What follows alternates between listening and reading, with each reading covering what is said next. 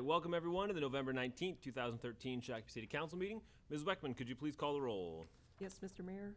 Councilmember Whiting? Here. Councilmember Lehman? Here. Councilmember Clay? Here. Councilmember Heitzman, absent. Mayor Tapke? Here. We all stand for the pledge, please. I pledge allegiance to the flag of the United States of America and to the republic for which it stands, one nation, under God, indivisible, with liberty and justice for all. All right, item number 3, any additions or corrections to the agenda tonight? Mr. McNeil. Mr. Mayor, we have 2 additions. The first would be to accept a resignation from the office service worker in the finance department. You've had prior notification on that. If you'd want to add that to consent, that would be 4D2. The other one is to authorize a sewer connection work for Timber Creek Furniture to the 1000 block of First Avenue East. That would be 10C2. All right, thank you very much, sir. Anything from council? To All add right. or remove? You're not there yet. Just from the agenda, not from consent yet. Okay. Council Whiting, I'll move to approve the agenda as amended. do we have a second? Second. Second by Council Clay. Any discussion? Seeing none, all those in favor? Aye. Anyone opposed? Passes unanimously. Item 4, or consent business. Council Whiting. One question, I have, the sewer connection as 4C4 on the consent. Does that move to the, do you move that number? Yes, that's the one moved to 10C2. Okay, Okay, you so- would add, okay. I'd like to pull that. Okay, so that's 10C2, so the sewer is On the- off of consent. And we'll just address that off of consent, correct? He has it on C2, so. Right. Perfect. Do we want to put the staffing one on consent? Yeah. Yes. So 10D1, the personnel change can go to consent. Actually, 10D2. 10D2, okay. Any other additions or corrections? Council Lehman. Okay, to off would be 4A3. Okay. 4C2, 4C3, and 4F3. Okay, so currently we are adding 10D2, the personnel change, to consent. We are pulling off 4A3, 4C2, 4C3, 4F3 from consent. Is that correct? Yep. Councilor Whiting, I'll move the consent agenda as amended. do we have a second? Second. Second, Councilor Lehman. Any discussion? Sorry. Mr. McNeil, please read the consent agenda as amended. Thank you, Mr. Mayor. 4A1 authorizes appropriate city officials to execute the electrical inspections contract with Terry Crominga for the years 2014 and 2015. 4A2 authorizes the mayor to sign and transmit a letter to the Metropolitan Council regarding recently released 2040 projections regarding population, households, household size, and employment numbers. 4A3 was removed from consent agenda. 4C1 authorizes staff to install stop signs on Patterson Drive at the intersection of Evergreen Lane and on Brittany Drive, Brittany Court at its intersection with Downing Avenue. 4C2 and 4C3 were removed from consent agenda. 4D1 recognizes Sergeant Derek Nortvet's successful completion of the 6-month probationary period of employment required for promoted officers, granting him full-time regular status as sergeant with the Shakopee Police Department. 4D2 was added to consent agenda, and that accepts the resignation from Finance Department Office Service Worker Ann Meyerhoff effective November 15th, 2013. 4E1 adopts resolution number 7381 authorizing the submittal of a grant application to the Shakopee Mid-Wacaton Sioux Community Trail Grant Program at 2 locations. 4F1 authorizes payment of bills and electronic transfers in the amount of $2,567,186.05. 4F2 authorizes approval of minutes of the October 23rd, November 6th, November 14th City Council meetings. 4F3 was removed from consent agenda. And 4F4 authorizes staff to solicit quotes from the National Joint Powers Alliance as the third possible source for garbage recycling carts. All right, thank you, sir. Any further discussion on those items? Seeing none, all those in favor? Aye. Anyone opposed? Passes unanimously. Thank you. All right, item number 5, recognition of involved citizens by city council. Anyone who's out there tonight for an item that is not on our agenda. We have a multitude of public hearings this evening, so if it's something that is on the agenda currently, we'll address it at that point. But if there's anybody who has an item that they want to speak about that is not on the agenda. All right, moving on to item number 6. Item 6A, public hearing regarding vacation of public right-of-way and drainage and utility easements in connection with the plat of South Parkview First Edition. Do we have motion to open public hearing? So moved. Councilor Whiting, do we have a second? Second. Councilor Clay, any discussion? Seeing none, all those in favor? Aye. Anyone opposed? Passes unanimously. Mr. Leek. Thank you, Mayor, members of the council, and members of the audience.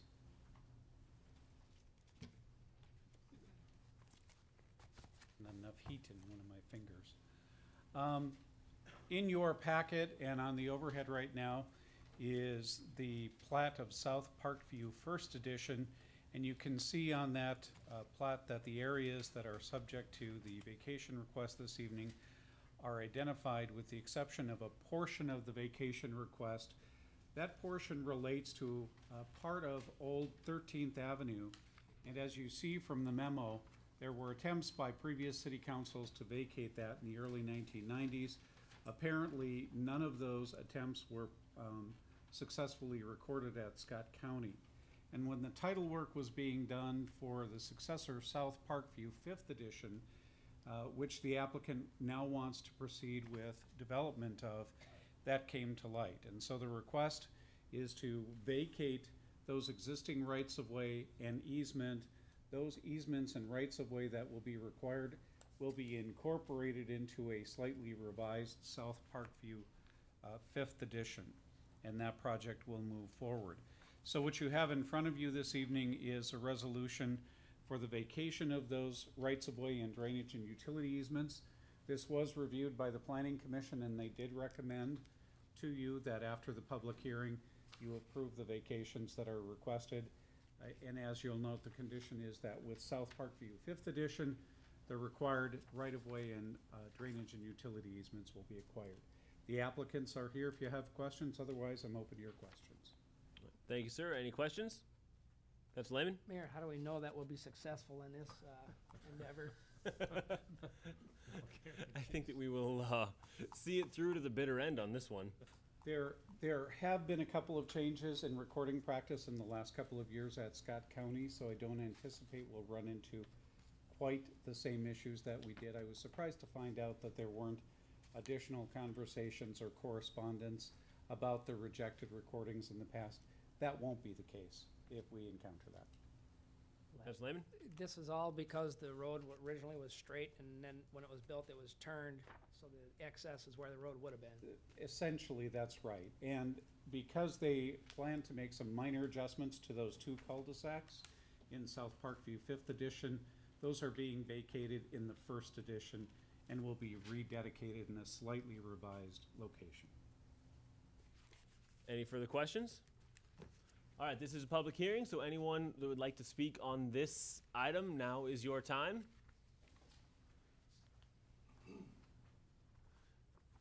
Yes, sir. Please sign in, name, address, and state it for the record as well.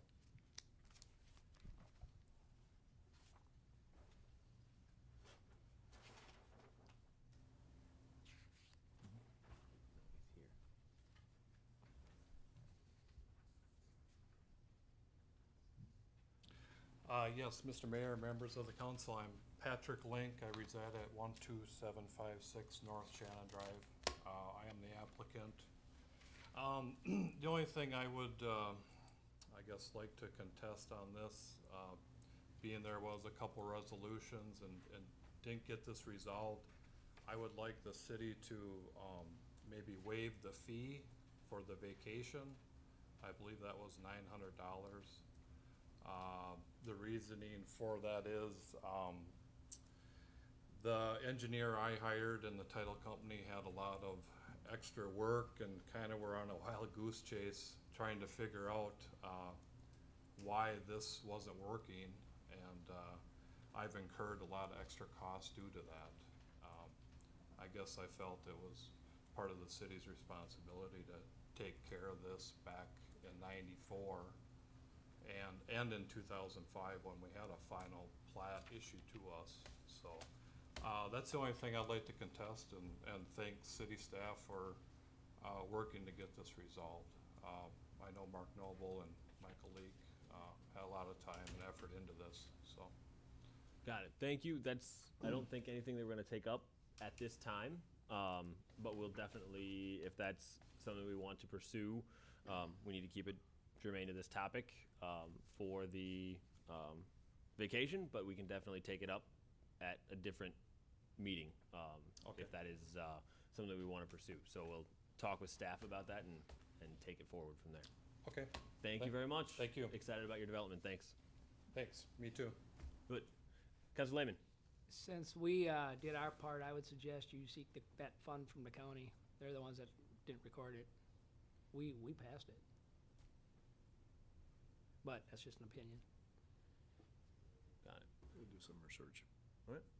Perfect. Any other questions? All right. Thank you very much, sir. Yep. thank Anyone you. else from the audience like to speak on this item? All right. Seeing none, I'll entertain a motion to close the public hearing. Councilor Lehman, Motion to close public hearing. Second. second by Councilor Clay. Any discussion? Seeing none, all those in favor? Aye. Anyone opposed? Passes unanimously. Councilor Lehman. Offer resolution 7382, approving a vacation of public right-of-way and drainage utility easements, South Park First Edition. Do we have a second? Second. Second by Councilor Whiting. Any discussion? Seeing none, all those in favor? Aye. Anyone opposed? Passes unanimously. Thank you very much. Item number 6B, public hearing for the 2013 street reconstruction project assessments. Entertain a motion to open public hearing. Councilor Lehman. Motion to open public hearing. Second? Second. Second by Councilor Whiting. Any discussion? Seeing none, all those in favor? Aye. Anyone opposed? Passes unanimously. All right, public hearing on street reconstruction.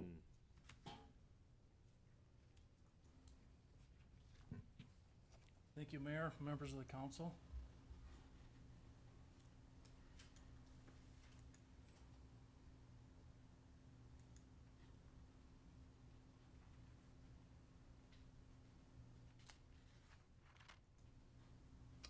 This year's projects, the streets included Atwood Street from Shakopee Avenue to 10th Avenue, Harrison and Jackson from 10th Avenue to 11th Avenue, Van Buren from 10th to 12th, Tyler from 11th to 12th, and 12th Avenue from Taylor to Adams.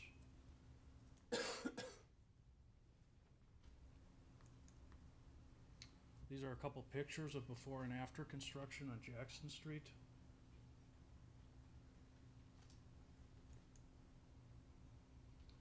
We had a total project cost of roughly $3 million. Approximately $511,000 will be assessed. Roughly $26,700 will be charged to the school district. We did put in some conduit for them along 12th Avenue. Roughly $436,000 from the sanitary sewer fund, $290,000 from the storm sewer fund, $574,000 will be billed to Shakopee Public Utilities, and approximately $1.18 million out of our capital improvement fund,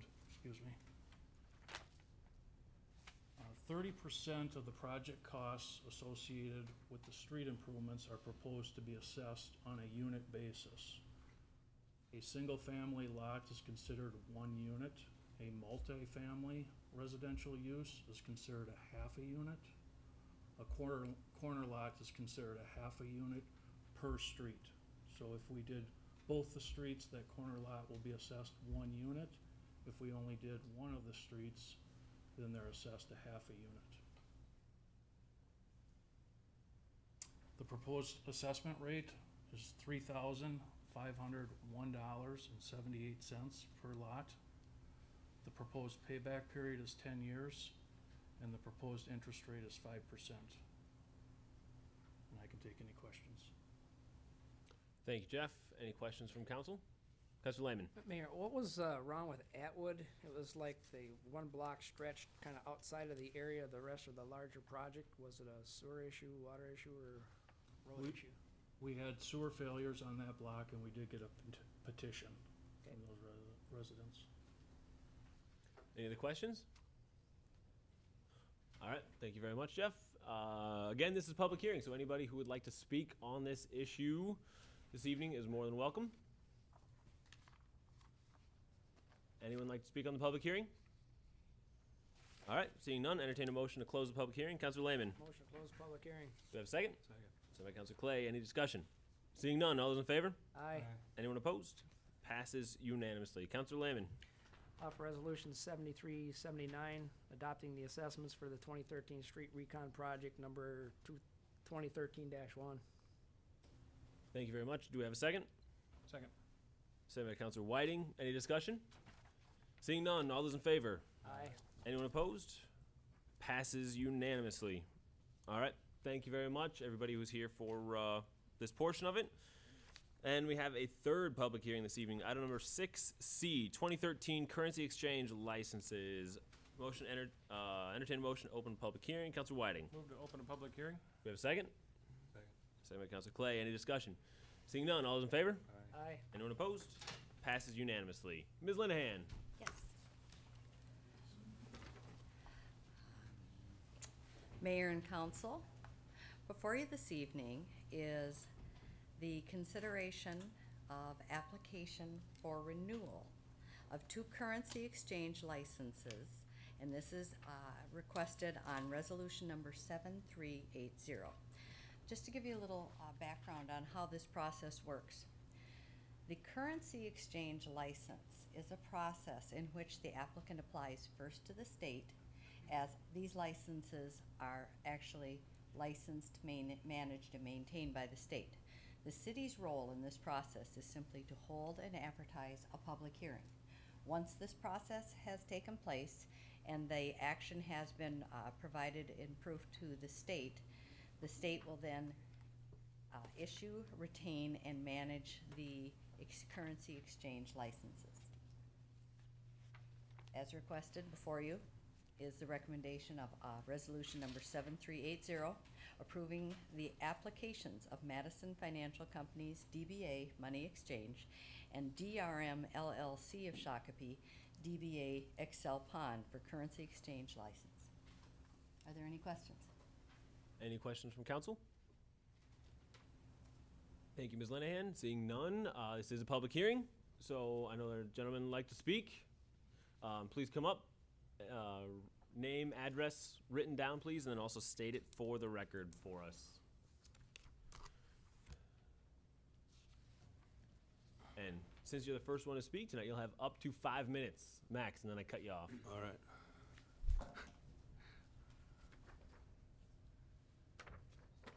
I prepared something. Could I hand it out to the council? Sure. My name's Scott Lansing, 18015 Mayflower Circle, Minnetonka. How many you need?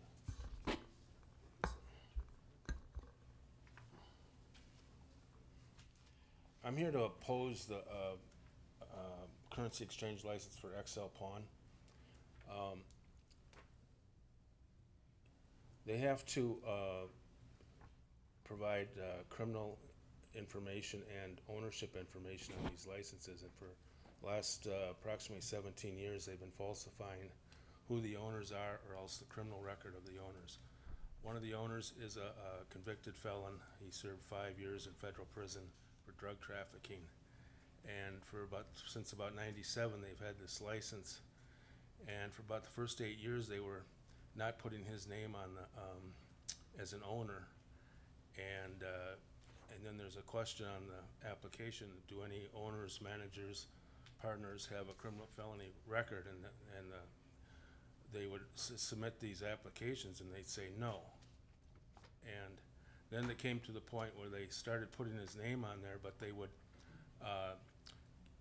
not supply fingerprint cards to. Part of the application process is you have to go to the BCA and have them run your record. They give you your record, and then you submit it with the rest of the application to the Commerce Department. They would go in there and they would know that without fingerprint cards, the federal records never come back. So they were able to falsify all that comes back is, the one person I'm talking about is Patrick Doolittle. All that comes back on the record is that he's got a domestic assault order for protection violation. He was arrested at a store in the 90s for selling a kilo of cocaine, and he served 5 years in federal prison. He got out, he got into the pawnbroker business with Mark Pearson, and he got arrested again at the Maplewood XL Pawn Store. It was another kilo by the BCA. This was in 2000. And since then, he's been in court with drug dealer issues on loans. He also has he went through a long divorce from 2005 to 2010, and the court found that he had been, in the written ruling, that he'd been hiding his pawnbroker ownership, his interest in pawn shops. And then they also said that his credibility was the same as somebody who was an admitted perjurer. And then they talked about he also has a loan sharking business besides the pawnbroker thing, and part of his divorce thing was he had these $300,000 in loan sharking loans out there, and he didn't want them to count against his half of the thing, so he was fighting that. And they talked about the loans, and that they stated in the ruling that he uses threats, intimidation, and coercion to collect these loans, and there's a lot of information in this file about him. And the latest, I have the application they just submitted, and again, he went in there, and the report says that no fingerprint cards were submitted with this, and we can't guarantee the authenticity of this BCA report. So they are knowingly submitting, they know how it works, they're knowingly submitting it back to the Commerce Department, knowing that that criminal record is wrong, and they've been able to do this. When he was married in 2003, 2004, for a couple years, he put the name of the application to the city on the pawnbroker license in his wife's name, because he has this criminal record, and they have a gun license over at the store, federal firearms license, and that was their cover for the thing. Then they got a divorce, and they figured out a new way. They had an employee take out a license with the ATF, but there's a section in the form where you have to list the owners of the business. They never put the owners of the business in there, because once you put the owners of the business in, you have to answer some questions like, are you a felon? Am I over my limit? Anyway, you have to go down the list, answer the questions, and he couldn't go down that, and you also have to submit fingerprint cards. So they never put him on there. They have a license, and it's against the law for him to receive, possess, or transport firearms. So I have these records, and I'd like to submit them to somebody in the city. All right, so Mr. Lansing, just so I understand, you're claiming that we have falsified records as part of the application process? Not the city, they have. The applicant. The applicant. Right, we have received that's what I Right. intended, sorry. That Right. we have received falsified application. That's what, the gist of what you're contending, correct? Yes. Okay. Perfect. Councilor Clay? How is it you know all this? Wasn't easy.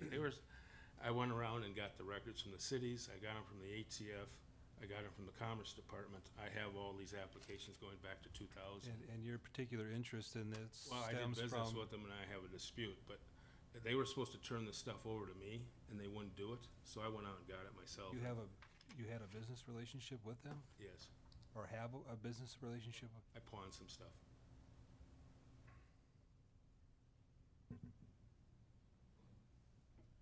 Councilor Lehman? Has, what page is that? Page 4, I think it is, says you'll submit this information to the city. Yeah, page 4, second to last paragraph, last sentence. I will be able to provide these records to the city for their review. Have you done so up to this point? No, I brought them with me, but no, I haven't, I didn't. Okay. Any further questions for Mr. Lansing? All right, thank you very much, Mr. Lansing, for being here. Chief Tate, did you have anything to add to this discussion for us? If not, that's okay. I don't have any, I haven't seen what he submitted. Okay, but has there been anything have there been any issues with the background checks that we have conducted? Everything Mr. is, Mayor, members of council, we did a background check on this pawn shop several years ago. They passed, and they have had their license since. We've provided this gentleman with everything he's requested in terms of public record. I have not seen what he handed out today. thank you. Councilor Lehman? Well, he offered to share it with the city, so I would ask that you hand what you have to him. Thank you. All right, this again is a public hearing. Any further discussion on this item? All right, seeing none, entertain a motion to close the public hearing. Actually, I'd like to continue the public hearing. All right, I'll second it. we have a motion to continue the public hearing by Councilor Clay, seconded by Councilor Lehman. We need a date specific. Yeah, how about the first meeting in January? When does he What's our timing issue? It needs to be done by the first of the year, as I understand. Yep. July, or January 1st? We would need to do this in December. December 3rd or the 17th? Third. All right, The second. motion to continue to December 3rd, seconded by Councilor Lehman. Any discussion? I think where Councilor Clay is going is it would give the chief of police the opportunity to read the material that was submitted late today. Yeah. All right, very well. Any further discussion? Seeing none, all those in favor? Aye. Anyone opposed? Passes unanimously. So that is continuance on that one. We still need to approve the other one, don't we? Or do we just continue the whole thing? It would be for one action. I'm assuming that was the intent, to continue all action until December 3rd. They're both on the same timeline, I would assume. Yeah. Okay. All right, so 6C is continued to December 3rd. All right. Thank you, Mr. Lansing. We're moving to item number 7, business removed from consent agenda, discussed at this time. Item number 4A3, amendment to resolution number 7342, final plat of Dean Lakes 10th edition. Councilor Lehman. Yeah, I had a question that I didn't see in the resolution itself. It was the assessments on this, the special assessments being moved over to a schedule with Shutterfly, but it doesn't say anything about that in the resolution itself, unless I missed it. Mayor, members of the council, maybe I can tackle that, and if I'm incorrect, Ms. Linehan can set me straight.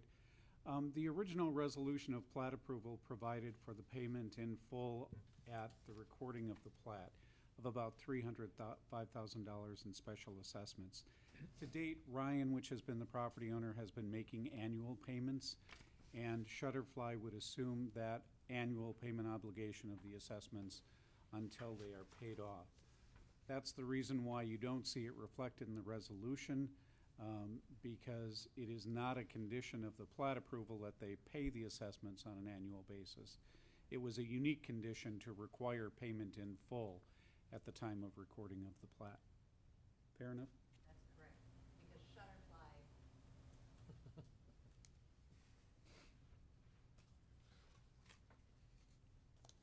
Excuse me. Shutterfly did not purchase the property. They are simply leasing the property. So at this point, there was not a sale transaction. So this is kind of a unique situation. Are there any other questions? Yeah. Councilor Lehman. If I understood Mr. Leake, it was the normal method is they pay them annually? Well, biannually. You have an annual sale or a property tax And it was a allocation. unique condition to have it paid upfront in full. Correct. And so we're backing off of that unique situation to go back to the original. Correct. Correct. Okay, all right. And because it's not written in the resolution, because it's the normal procedure to pay it biannually? They pay their property taxes. You get the annual property tax bill, which can be paid either annually or biannually, But this is special assessment. which is also on your property tax bill, Okay. paid by Ryan. And it's broke down like a street project. Just in like town. any other assessment, it would be a special piece on your property tax statement. What's the interest on that one?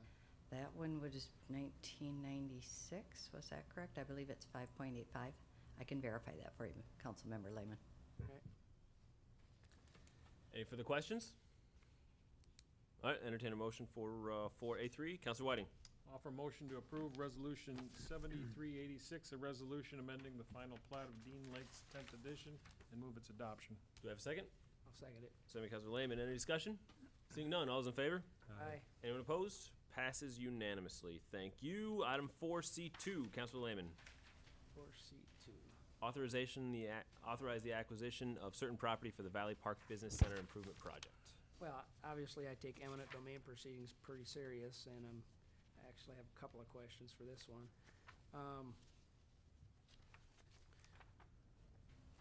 Picture didn't come out very well. But there's a couple of questions. Apparently, from what I'm reading here, and correct me if I'm wrong, but there's a pressing need time-wise to get something accomplished with this eminent domain proceeding, forceful taking of somebody's property. And the question is, what's causing the time crunch? That's the first question. Well, Mayor, members of the council, it does take time to acquire the property if you follow the procedures. Just initiates the process. It can be up to 6 months so that we're ready to go in the spring of next year to complete the project. What's the project? Valley Park Business Center, That would be the Emerson project? correct? Yes. Okay. And, Map if you, The other was not a map, it was a legal description. oh, okay. Well, it's that project plus another building spec building that's being built, plus part of our access to the Quarry Park. It's to allow for the completion of the ring road. Yeah. Around the north side of Conklin. okay, and then we have this road that comes in and out next to the track. That's currently a single lane? Well, currently, it's a private roadway that's existed for years between Conklin and Shealy. Okay. And it was platted as an outlot with Valley Park First Edition. And the proposal is, and it's also agreeable to Opus, Emerson, and Conklin, to turn that into a one-way roadway going west. So you'll be able to make a right out, but there will be no left in or right in at that location. And everybody was in agreement in that. So if that's what you're referring to, that roadway would fit within the Outlot E right-of-way, which is about 66 feet in width. But we do need a little bit of a temporary easement to build it.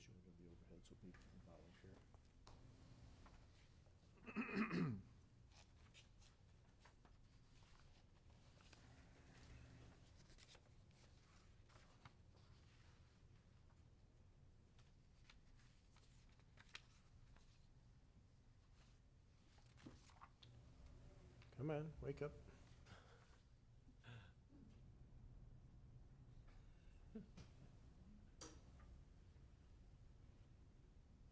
It's disconnected, trying to reconnect.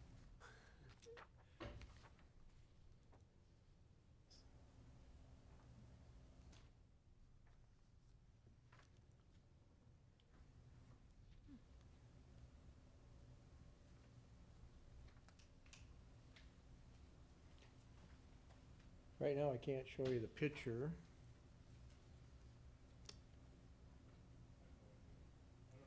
Can you put this one up on the overhead? Mr. Mayor, while we're It's- waiting, I have a question for you. There. Oh, there it goes. There we go.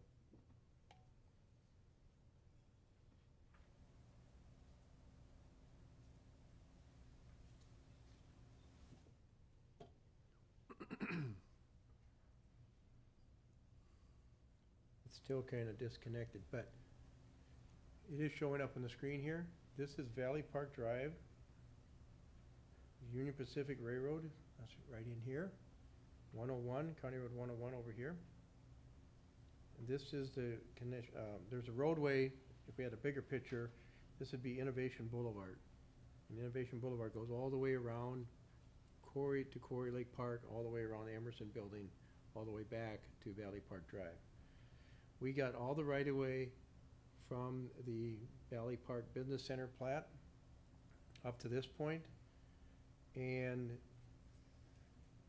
this roadway connection is needed to get this to public road right-of-way. And this is, the cost of this would be assessed to the Opus Emerson property owners. Thank you. And that was identified right from the beginning. They're not being assessed, Conklin. It basically exists as a private road. This roadway will taper down to a one-way out, and there would not be any way to go in or right in from Valley Park Drive or left in. So basically, it's just a outward. Thank you. Councilor Clay. Do we know what the issue is with Conklin? That's, Mr. Thompson's been dealing with them, so I don't know what their issue is.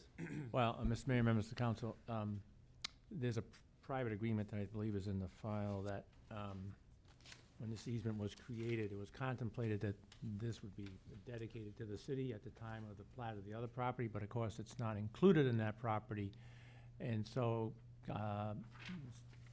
Conklin and his attorney are contesting whether or not they have to deed it to the city. We have been discussing it with them.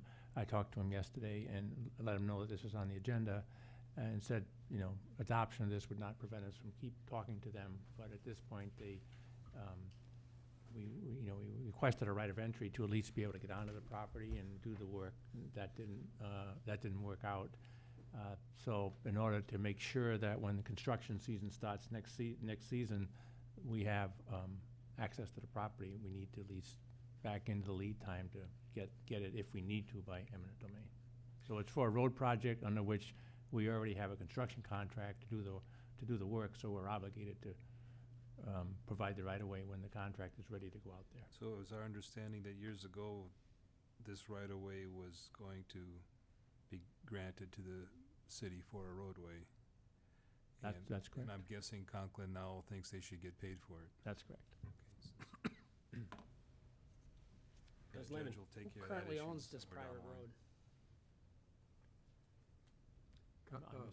The ownership of the road of Outlot E is Conklin. Yes. So we want to take that road and own it ourselves? That's correct.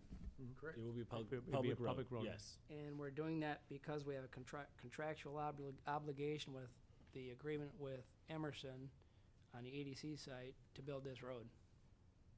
That's true, but we also now have the contract with the contractor to build the road. So there's we entered into a contract, the city did award the contract earlier this year to build the road. So we have, and now this portion wasn't scheduled until next year. So we were hoping we could get this done by then, but so far we haven't succeeded, so. So we're taking how long they been here? 44-year-old company in Shakopee. We're taking part of their property for the use of a new company. Well, Mr. Mayor, members of council, I don't think the Conklins dispute that this was always intended to be a road. It's not part of their development. They're not, it was created as a separate outlot because it was ultimately understood it was gonna be a road. So they own it, but it's a separate parcel of land from the lot where they have their building. It's a separate, completely separate legal parcel, has a different PID number. They're not disputing that it's needed for a roadway. The ring road, it does serve Emerson, but it also serves other purposes too. And without this piece, you can't connect point A to point B. So they don't really dispute that it's needed for a roadway. I think the issue at this point is just how much the city, if anything, should have to pay for it. Councilor Lehman. Has the city made any good faith offer to purchase whatever right of way it is? We have had several discussions with them, Councilor Lehman, Mayor, members of council. They have not been really forthright in coming up with what they really want. They're always saying we're checking into more, and so they haven't really come back with a firm offer. And they still can do that. This just starts the process. And if we wait too long, then we, like Mr. Thompson says, we don't only have a contractor contract, we have a developer's agreement contract. We're under an obligation here, so this is just starting the ball rolling on getting an eminent domain going so that we can get the land if, in case we can't negotiate it. We're still doing negotiations. That's, we're always willing to do that. Councilor Clay. Question for council, or counselor. The process that of eminent domain eventually goes before a judge who will determine, I mean, if we don't come to an agreement before that, then we'll determine if in fact money needs to be paid to Conklin, and we'll figure out how much. The costs for those, for the attorney fees and appraiser fees to establish a cost, if there is one to be paid, who bears those expenses? Is it Mr. Mayor, members of council, under the developer's agreement with, for the Emerson, the developer, Opus, is obligated to pay their acquisition costs. So any of the costs will be part of the project cost, which will be assessed back to the Opus and Emerson parcel based on the percentage split that they've agreed to, which is roughly 55%, 45%.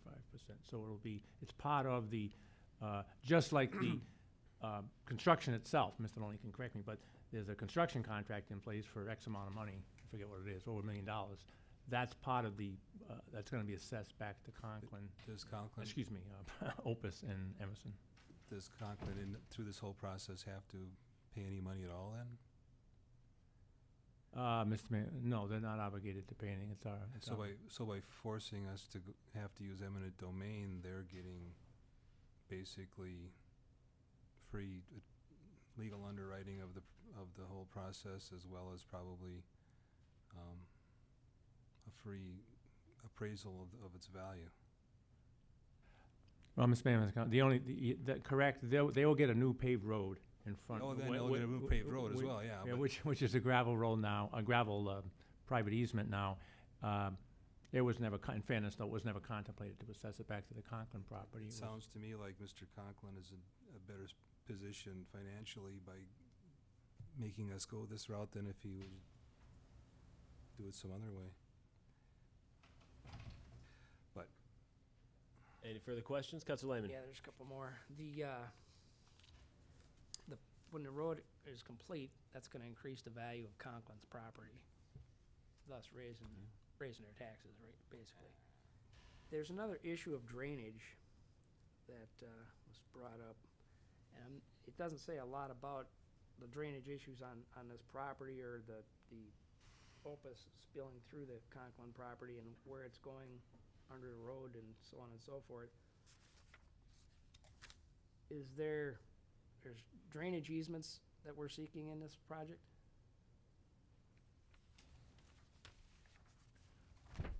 We're not asking for any drainage easement from Conklin. Okay, just a road easement.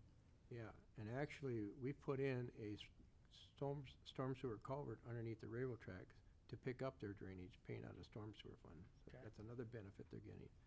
We've also provided them with other storm sewer pipes to their other project, their other property. Apparently, there was a private agreement between Rosemont, Emerson, and Conklin to build a retaining wall because of some drainage issue. That was a private Yeah. issue. Mr. Mayor, maybe I can help on that. When I talked to the attorney yesterday, he did tell me that Opus and Conklin have reached an agreement that both parties are satisfied with respect to drainage issues back and forth from their property, that Opus is going to build a retaining wall. Conklin is going to allow them to go on his property to do that. And I believe there's actually a document recorded now on that. So Mr. Conklin's attorney told me that they are happy with the resolution that they've worked out with Opus on that issue and didn't have any issues on that. There are certain drainage issues associated with this project that don't relate to that. He did tell me that their consultant engineer, I'm not sure it's an engineer, he said their consultant had reviewed that and did not have any issues with respect to the drainage component of this project. Now, trying to develop another system, an evaporation system that may negate some of that, but, and from what Mr. Only explained to me, that portion of the project has already been constructed, we just need to do the road now. All right, last question. If Opus and Conklin could get together to come up with drainage mitigation between themselves with a retaining wall, I'm curious to know if Opus and Conklin have talked about the purchase of the right-of-way for this road. Mr. Raymond, I'm not sure about that. I know there has been discussions, but since this is a purchase by the city, it's not gonna be a conveyance between Conklin and Opus. But the cost to the city to acquire and build this road, as I'm understanding, is assessed back to Opus. That's correct. So we're just a middle guy in this. That's correct. We're not paying for it. We're the only ones that can acquire it. And we believe, yes, The people that have the financial stake is Opus. that's correct. I don't know why they would not be negotiating directly with Conklin to say, hi, we'd like to buy that piece of property right there from you. They may or may not, I just don't know the answer to that question. But even if they have, I think one of those parties can't force the other on what the purchase price would be. I think Opus believes that it should be conveyed for free, because that was the agreement, their interpretation of it, and Mr. Conklin doesn't agree to that, doesn't interpret it the same way, so I don't think they have reached an agreement on that. So the only way we can move the ball ahead, if we have to, and I told the attorney that we're certainly willing to keep the discussions open while this process goes on. Thank you, Mr. Thompson.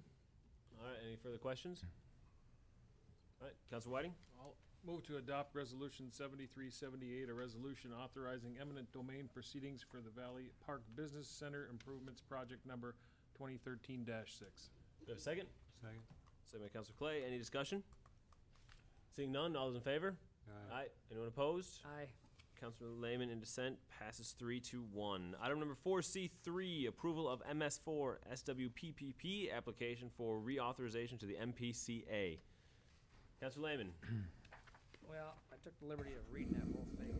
I guess we should send a letter to the EPA reminding them that the Minnesota river banks are made out of dirt.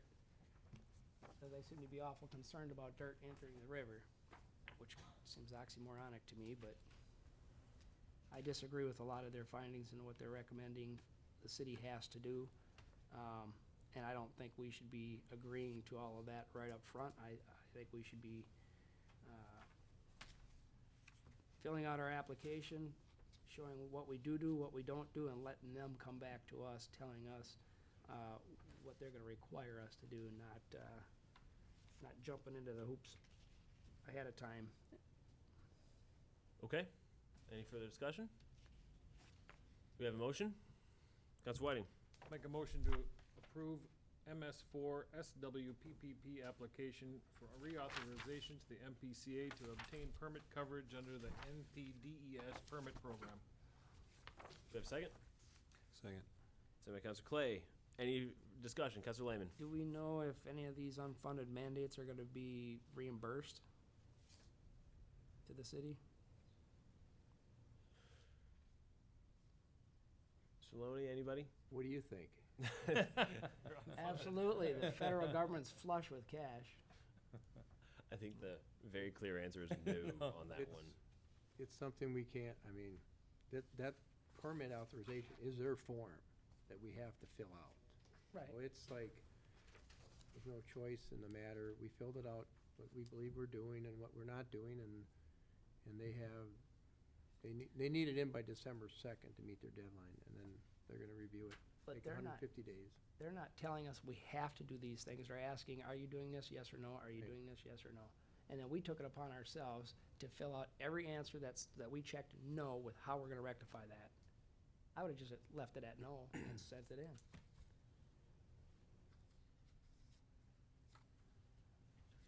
Any further discussion? Seeing none, all those in favor? Aye.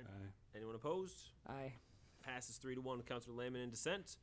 4F3, Councilor Lehman approving the issuance of bond refunding series 2006A and 2006E $3.26 million and $1.225 million respectively for Scott County Community Development Agency and River City Center. Counselor Lehman. The one that I'm missing on this one, first page, last paragraph, last sentence, no city funds are pledged or used to satisfy the debt service for the refunding request. And then the next page, requested action resolution 7384 says we're pledging the full faith and credit of the city of Shakopee. So that's kind of misleading. The other thing that's I didn't find in here anywhere was years ago when this was redone, it wasn't the original 97, I think it might have been 05, 06. 2006. The EDA at the time required the city be a secondary on the mortgage or something like that, to where if they weren't able to pay the debt payments, the city then would be the second holder of the mortgage on the property or something like that. Is that still a case? No, Why? that's just not the structure of the debt. What you're looking at is, you're saying, is there a financial obligation that will require the use of city funds on this debt? No, I know there is. There is not. The city does not levy for this debt. This is the CDA's debt. No, that's not what I'm talking about. If they get their revenue from the rental apartments on top, Right. if that goes away, who's gonna make the debt payments? This is the CDA debt. They are simply utilizing the name of the city of Shakopee for the full faith and credit to obtain a credit that is favorable and will provide an interest rate that is favorable to their purpose. Well, it's right in the resolution. 7385, last page, top paragraph.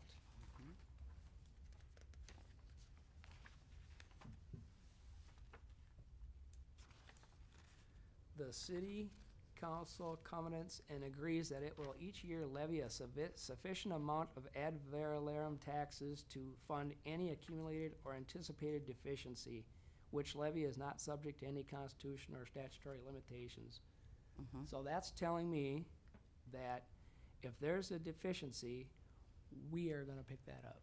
And I'm telling you, to date, since this debt has been issued since '96, that has never occurred. When they refunded and reduced again the principal and interest due, there was no debt that required payment from the city. It is simply not anticipated that this will occur. And hopefully it doesn't, and I understand that, but the fact is if they can't make the payments, we are on the hook with the full faith and credit of the taxpayers of Shakopee, which is fine. I understand that, and I agreed to that years ago. But at the time, I was EDA president, and before I signed that document, I made sure with Mr. Leak and everybody else, it was actually passed that way, that we had a stake in that property if it went south. And I don't know where that went. And again, with Mr. Thompson, as we go through these types of agreements, there is a lot of levels of protection that would simply not place the city at a large financial risk on these kind of situations. So I guess my only question now to research is, and it's a long shot, but if it did go at default and the city had to make the debt payments on it, we're a second listed on the We're whatever. subordinated. Right. Are we still the second on it? Mr. Mayor and Counselor, I don't think that there's anything that has changed from the 2006 other than the fact this is a refunding. It will be at a more favorable interest rate, so what you're doing is reducing the chance that the city would have Right. to pick that up because there will be less bond payment to make. Right. Each time they refund, they reduce their debt. And I totally agree with that. That's not my argument. My argument is, this document makes it sound like there is no risk, but there is a risk, and we could be on the hook. It's unlikely that that's gonna happen. Yes, it's extremely unlikely. The bigger question I have is, has the 2006 agreement where the city, if that did happen, see, I don't have a problem with paying the rest of these bonds off if we had to, because the building is worth much more than what's owed on it, okay? But then we have to have a stake in it. And that was part of the agreement in 2006, and I just don't know if that's the case today, so I wanted to check in on that. Mr. Leak? Mayor, members of the council, members of staff in the audience, I'm reaching back to my memory of the original agreement, and I think this goes to what you're talking about. In the original agreements for the construction of this project, there was a provision, were provisions that provide that ultimately the city of Shakopee, if the project were defaulted by the CDA, would become the property of the city of Shakopee to do with as it sees appropriate. So that's in the extremely unlikely case of default by the CDA, the position that the city could be in at worst. And as you noted, it's a pretty significant real estate and structural investment, so would probably have some substantial use that would allow for repayment. But that's the general outline Right. of the escape valve that was provided for the city in that case. Thank you. Any further discussion or questions? So that's still in place? There has been no change to the documents. Okay. It's just that as verbiage comes through for refundings, Okay. you will oftentimes not have word for word from the original documents. It simply states, if you look at Ms. Aho from Springstead, who is here tonight, the information she provided, the actual verbiage documents are still in place. The only thing changing is the request for refunding. The interest rate and the term of the note. Correct. Got it. Councilor Whiting. Well, I'm on a roll. Let's see if I can get this one.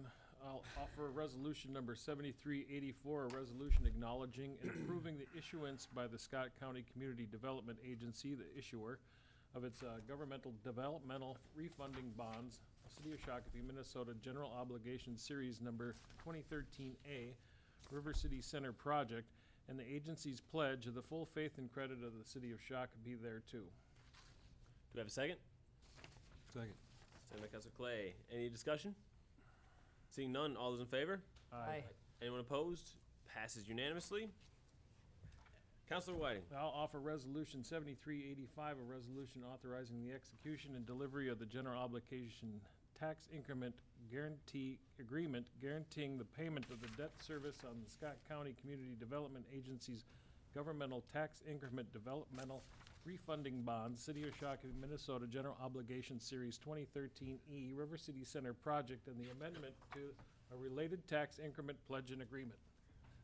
All right, do we have a second? Take over, Mr. McDaniel. Councilor Clay. Any discussion? Seeing none, all those in favor? Aye. Anyone opposed? Passes unanimously. Thank you for that wordiness, Mr. Whiting. All right, now we are going to, I'm totally lost here. All right, and we're going to item number 8, entertain a motion to recess for Economic Development Authority meeting. Make a motion to recess to Economic Development Authority meeting. Councilor Whiting, Councilor Lehman seconds. Any discussion? Seeing none, all those in favor? Aye. Anyone opposed? Passes unanimously. President Whiting. Thank you. We'll call to order the November 19th, 2013 meeting of the Shakopee Economic Development Authority.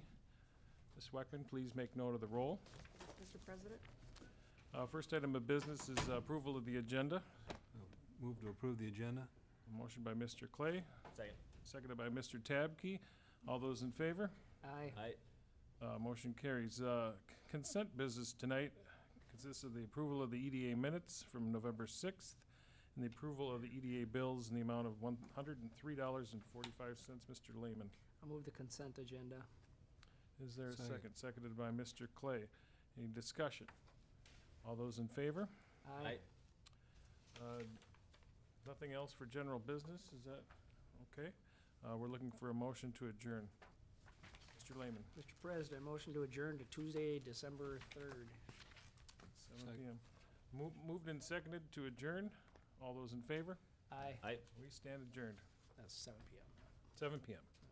All right, thank you very much. We reconvene the Shakopee City Council meeting and we move to item number 10A1, request for rezoning of property at 1480 3rd Avenue West from highway business to light industrial and comp plan amendment from commercial industrial, or in the alternative amendment of City Code Section 11.36 to add landscape services and contractors as a conditional use in the highway business zone. Mr. Leek. Thank you, Mayor, members of the council, and members of the audience.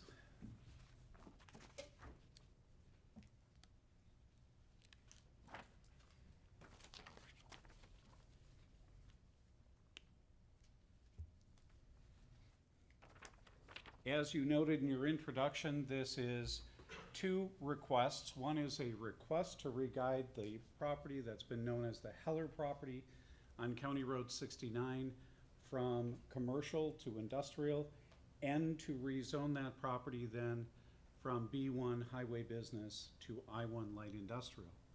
The second request is for a text amendment to the B1 zoning regulations, as you can see in your report, to include as a conditionally permitted use, landscape and contractor service yards.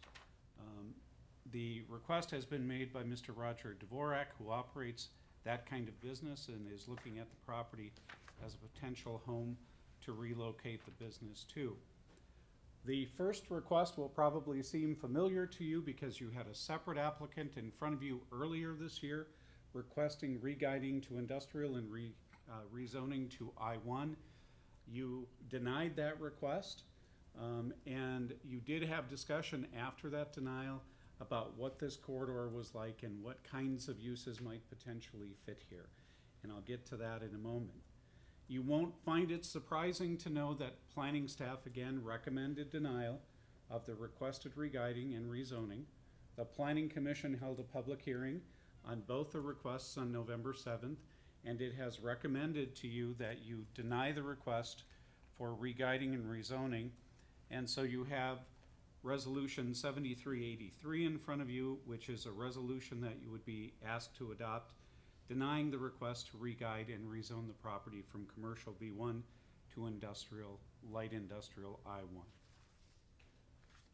The second part of the public hearing had to do with the request for a text amendment, and I noted that in May, after your action on the previous request to re-guide and rezone, there were comments from the City Council about what the character of this corridor was, what kinds of uses might fit. And so frankly, I and planning staff took a look at that as we looked at the request for rezoning, and we put forward a proposal that would include this use as a conditional use, but within a very geographically limited area, basically between 10th Avenue on the south and the railroad crossing on the north. And in your package, you've got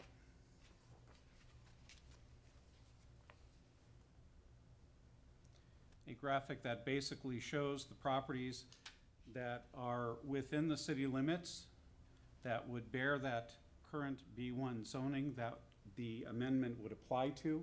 It would not, if you were to pass it, apply to B1 highway business property elsewhere in the city.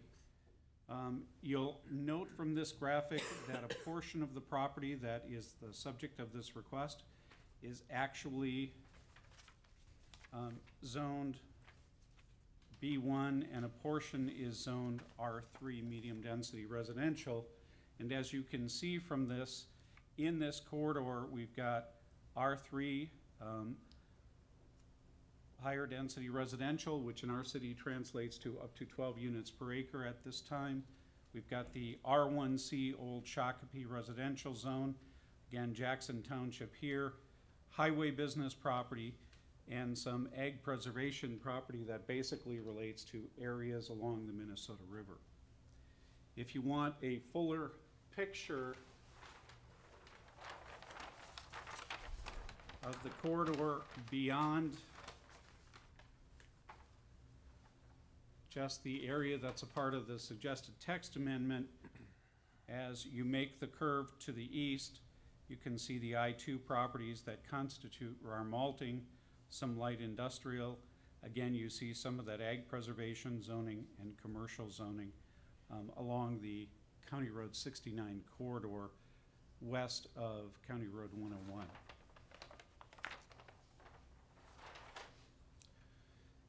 At the November 7th public hearing, the Planning Commission, when all was said and done, did recommend to you a proposed text amendment, and that's why you have in front of you a draft ordinance, ordinance number 876, that proposes this addition as a conditional use in the highway business zone. I should note for you that there would have to be two additional steps to take place. One of them is further amendment of the text to establish criteria for this use. If you look at the city zoning code, there's an entire section devoted to, if you've got a conditional use like contractor yards, what standards do we want it to meet? Those are somewhat discretionary. The board can look at the individual circumstances, may add or remove some of those conditions, but that's where we start. So there'd have to be a text amendment for that. The applicant would have to obtain conditional use permit approval from the Board of Adjustments and Appeals. That process, as you know, requires a public hearing separate from the one that was held on November 7th. Now, I would note that the applicant has shared with me that there is interest in his part on being on the site probably before we would get through those two steps. There is a mechanism which we have infrequently used in Shakopee to do that, and I would seek your guidance if you decide to go ahead with the text amendment on that. And that is, it is possible to let him proceed under what we call a hold harmless agreement that says essentially you can occupy the property, but you understand that it's at your risk if for some reason a conditional use permit would not be granted. So again, a couple of additional steps that would take place. One of them would require posted public hearing notice in the local paper. That's the additional text amendment. One would require both posted and additional mailed notice, and that would be the CUP if we get to that point. At the public hearing, Mr. Mike Saxton did appear in opposition to both of the applications, both on behalf of himself, the company that developed the adjacent townhomes, and the Homeowners Association, and I believe we have some of those folks here tonight. He also had concerns about the public hearing notice process. That's been briefed in your report this evening. I've tried to brief that pretty thoroughly. If you have questions about that, I'm going to defer to the city attorney to advise you about them. With that, if you have questions, I'm happy to try and answer them. Thank you, sir. Councilor Lehman.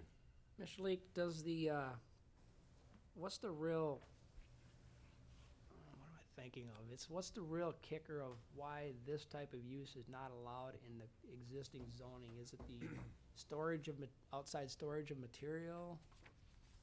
Well, the highway business B1 zone is for its purpose intended for retail sales of either goods or services.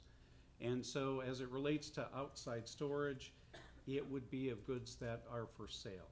This type of use is really not a retail use, and in this particular location, the concern, as you may have seen from the other conditional use permits that have been reviewed here, is that we've got a grade change between the residences and this one.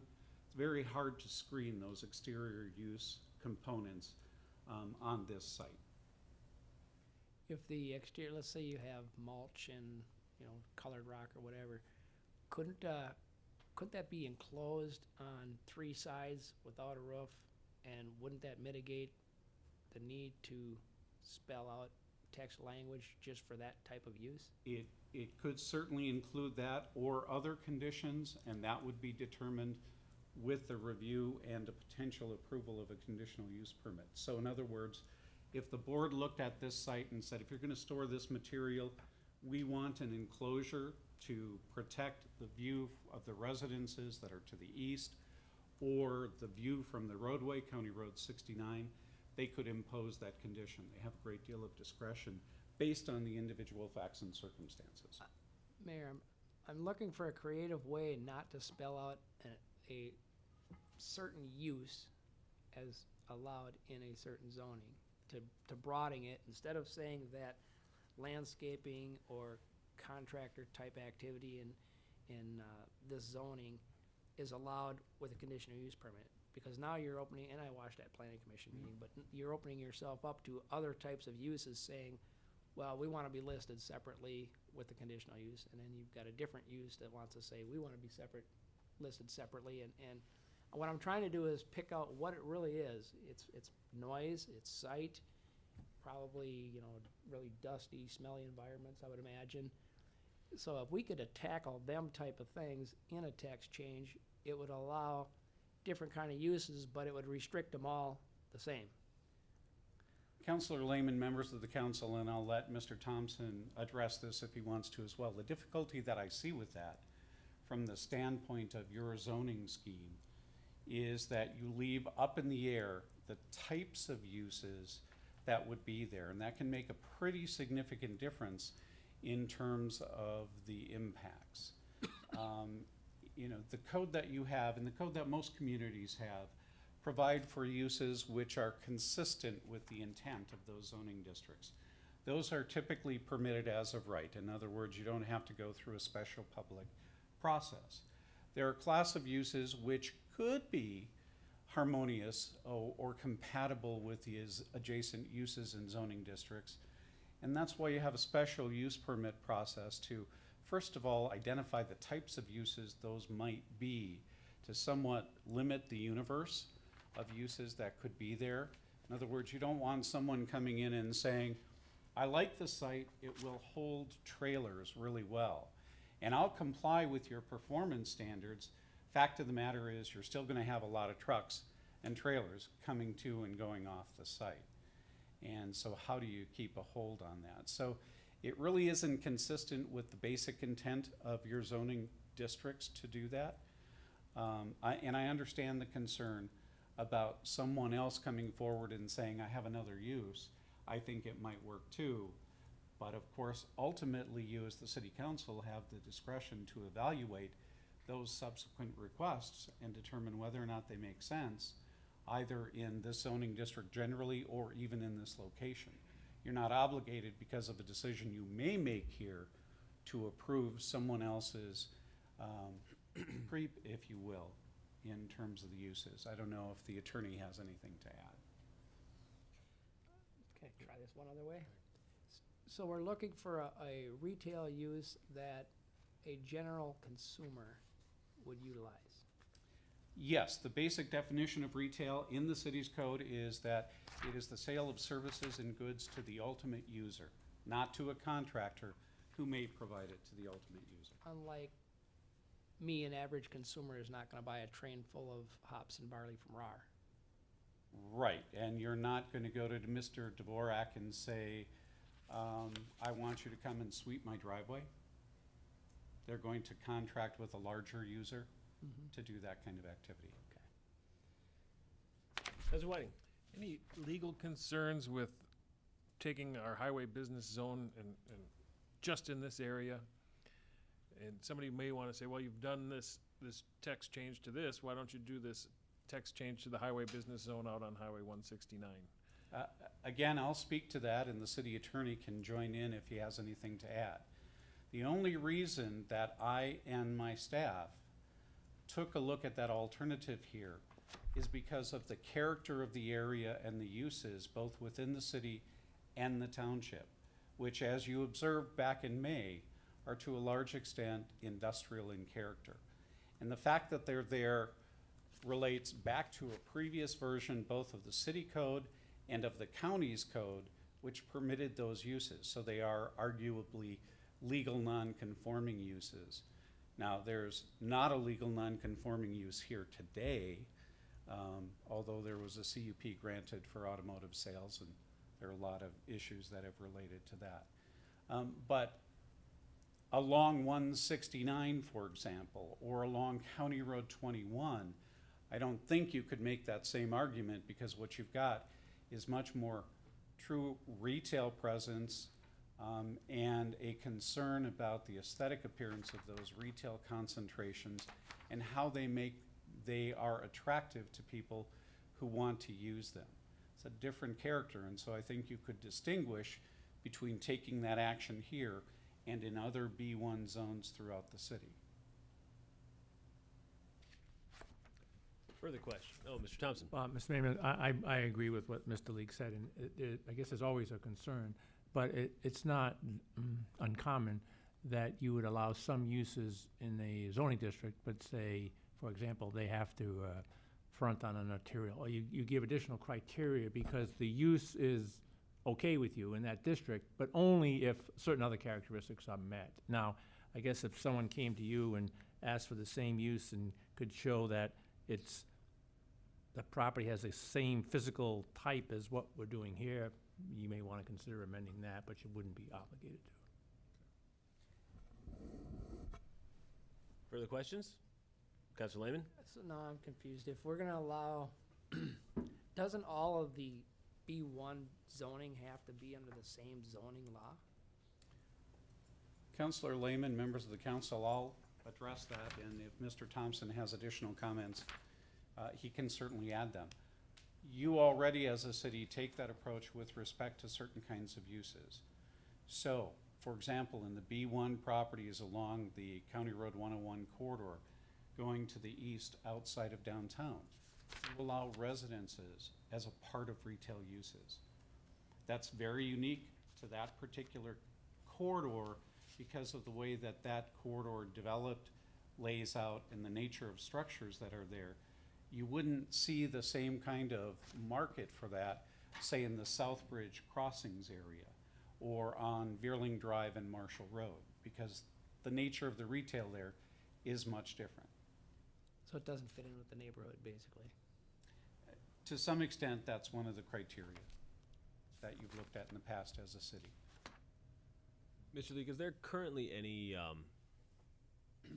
truly conforming B1 retail in that area currently? Mayor, members of the council, I haven't taken a look at all of the properties. Some of the properties in that corridor have conditional use permits. So for example, the lumber company has a conditional use permit. It is conforming because of the approval of that conditional use permit.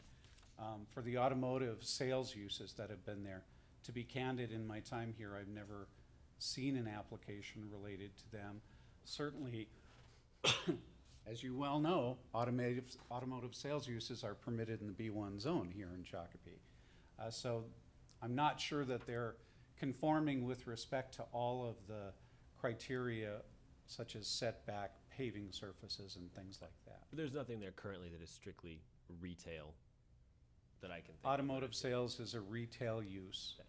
Yep. All right, Irvin, did you have something you wanted to say? Sorry, I spoke first. I was kind of following up on what you started there, that, you know, that whole section is a lumberyard and a nursing home, a lumberyard, a couple of auto sales, Minnesota Plumbing and Heating.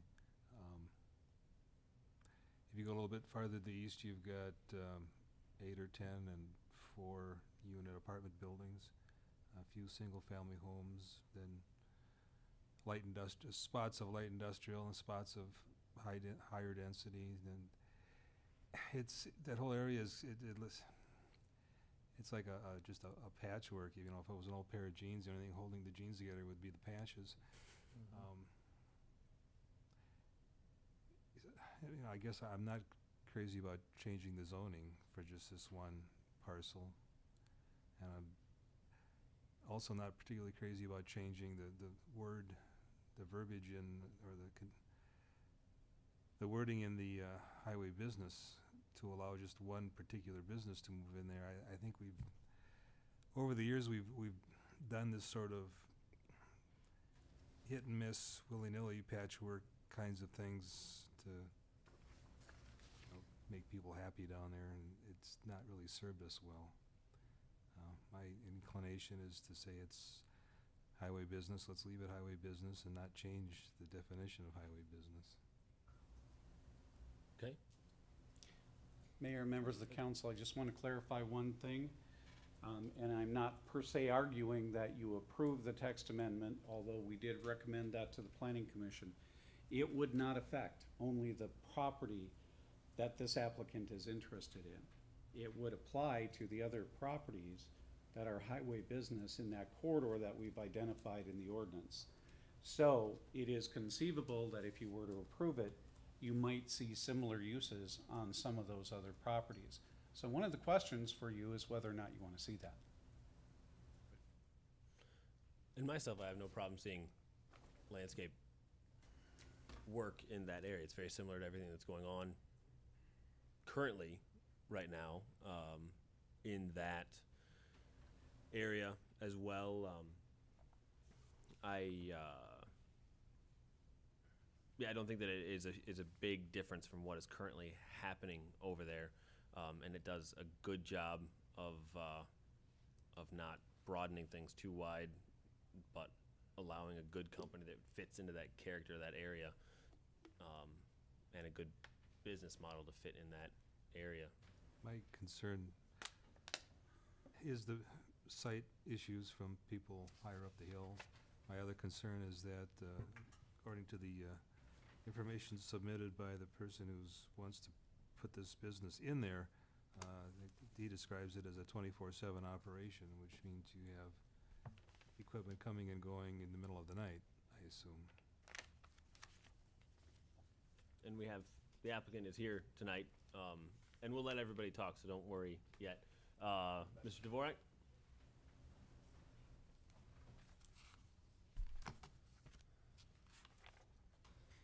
Mr. Mayor and council members. I need you Rod to, South I need you Side to, here. yeah, that. We have a highlighter for you to sign in with tonight? Just orange pen. Oh, all right. I was gonna say we're a classy operation with an orange highlighter to sign in.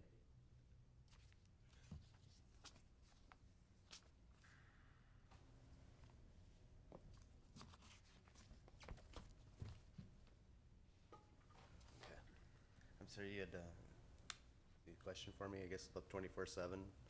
I guess I'm going into this being as open and honest about the whole situation as possible. So there's no surprises to the city in the future and no regret. We do snow removal and there's sweeping. However, the equipment does leave the site by 9 p.m. at night and returns between 7, 8, and 9 in the morning. However, if there's a snowstorm, or we do some snow removal as well, and the snowstorm would start at in the nighttime hours, there'd be equipment that would be assembled and leave the yard to go to them sites to address the snowfall. But other than that, it would just be the trucks starting and leaving, and again, not the operation of the vehicles in the site or any equipment running in the yard. It would just be the trucks leaving the shop and the yard and going to their appropriate sites. Councilor Whiting? Is there any loading or unloading or filling sand at night or evenings? Typically, if there's a snowstorm that's coming in, the salt truck's already preloaded. So we like I said, we intend on being a very good neighbor, and currently occupy just smaller than a two-acre parcel in Burnsville, and this is a very large site, 13 acres, which we would stay to the north portion of that lot, and very minor influence on the property. Councilor Lehman? Mayor, would items like that be addressed specifically under the conditional use permit? You know, hours of noise operation would be limited, these types of things, that's where they're addressed. Yeah. Counselor Lehman, members of the council, that's correct. My conditional use permit only allows me to make noise until a certain time at night and these types So of that's things. another meeting or another Mhm. day. Yeah, my only issue is I don't like to just word out two separate types of uses, and I don't know how to get around it. But if you don't, then you're opening it up to potentially an arguable industrial use in a highway business zoning. Am I wrong? Counselor Lehman, members of the council, that is the conundrum that I see. Any further questions for Mr. Dvorak? All right, thank you very much, sir. Just add one other statement as far as the visual scenery from the houses up on the hill. I understand the issue there, and that's why we're also volunteering after the purchase of property, which is pending tonight's meeting. The conservation easement on the trees on that parcel to protect them and keep the visual barrier and protect them residents. But that's all I wanted to add. Got it. Thank you. And that could also be part of the CUP, correct? Correct. Correct. All right, homeowners, if you could come on up, please. Enter your name, address, and also state it for the record.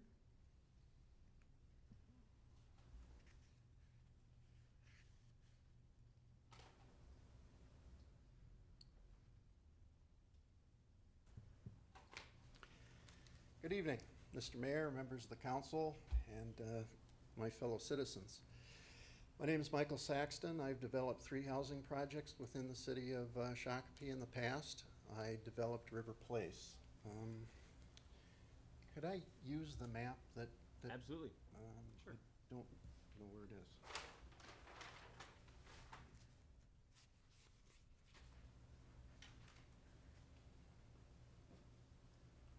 Thank you, Mr. Lee. You bet. Oops. The subject property is listed here, of course, is the property that Mr. DeVork intends to operate his business on.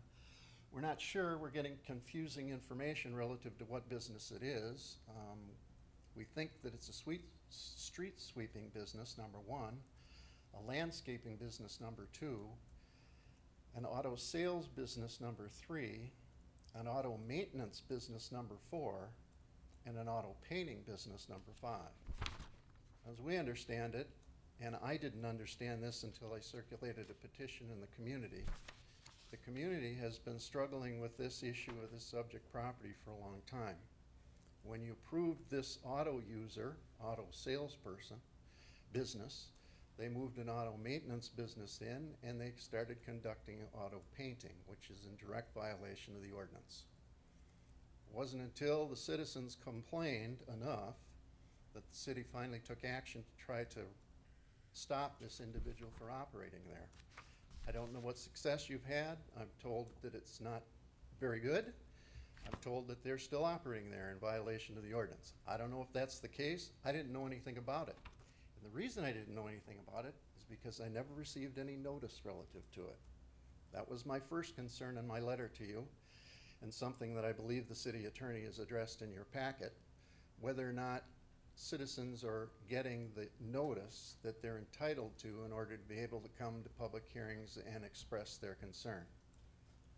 I have 15 people within 350 feet of this property who did not receive legal notice.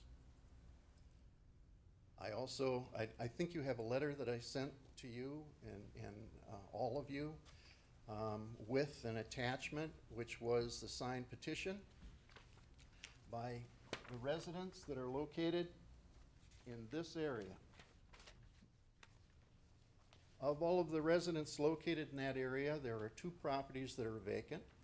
There are 3 properties in which the people are out of town on seasonal vacation. Wish I was with them. There were 2 people who refused signing the petition. One was a relative of the seller, and for obvious reasons, you can understand why they wouldn't want to sign the petition. And another individual supports the project, and I think will be speaking in support of the project here tonight. There are 47 signatures in opposition to allowing this business to locate in this location. What are the concerns? 24-hour day operation. Trucks. Backup beepers. Beep, beep, beep, beep. Every time they put the trucks in reverse. And that's not just one truck or a couple trucks. These are a whole bunch of street sweepers. So we've got a lot of trucks, a lot of truck traffic, a lot of activity, a lot of noise, 24 hours a day. I know the applicant is saying, well, we leave at 9 in the morning and or 9 at night, we come back at 9 in the morning. Well, if that's the case, he's running 12-hour shifts. His employees are working 12 hours. Let's try not to characterize the business that you don't Don't try to characterize the business? You don't know how their operations work. So let's just stick to the facts that we're working on. Mr. DeVork just testified to the fact that he would leave at 9 in the morning or in the evening and not return until 8 or 9 in the morning. That's 12 hours. I understand. Proceed. Okay.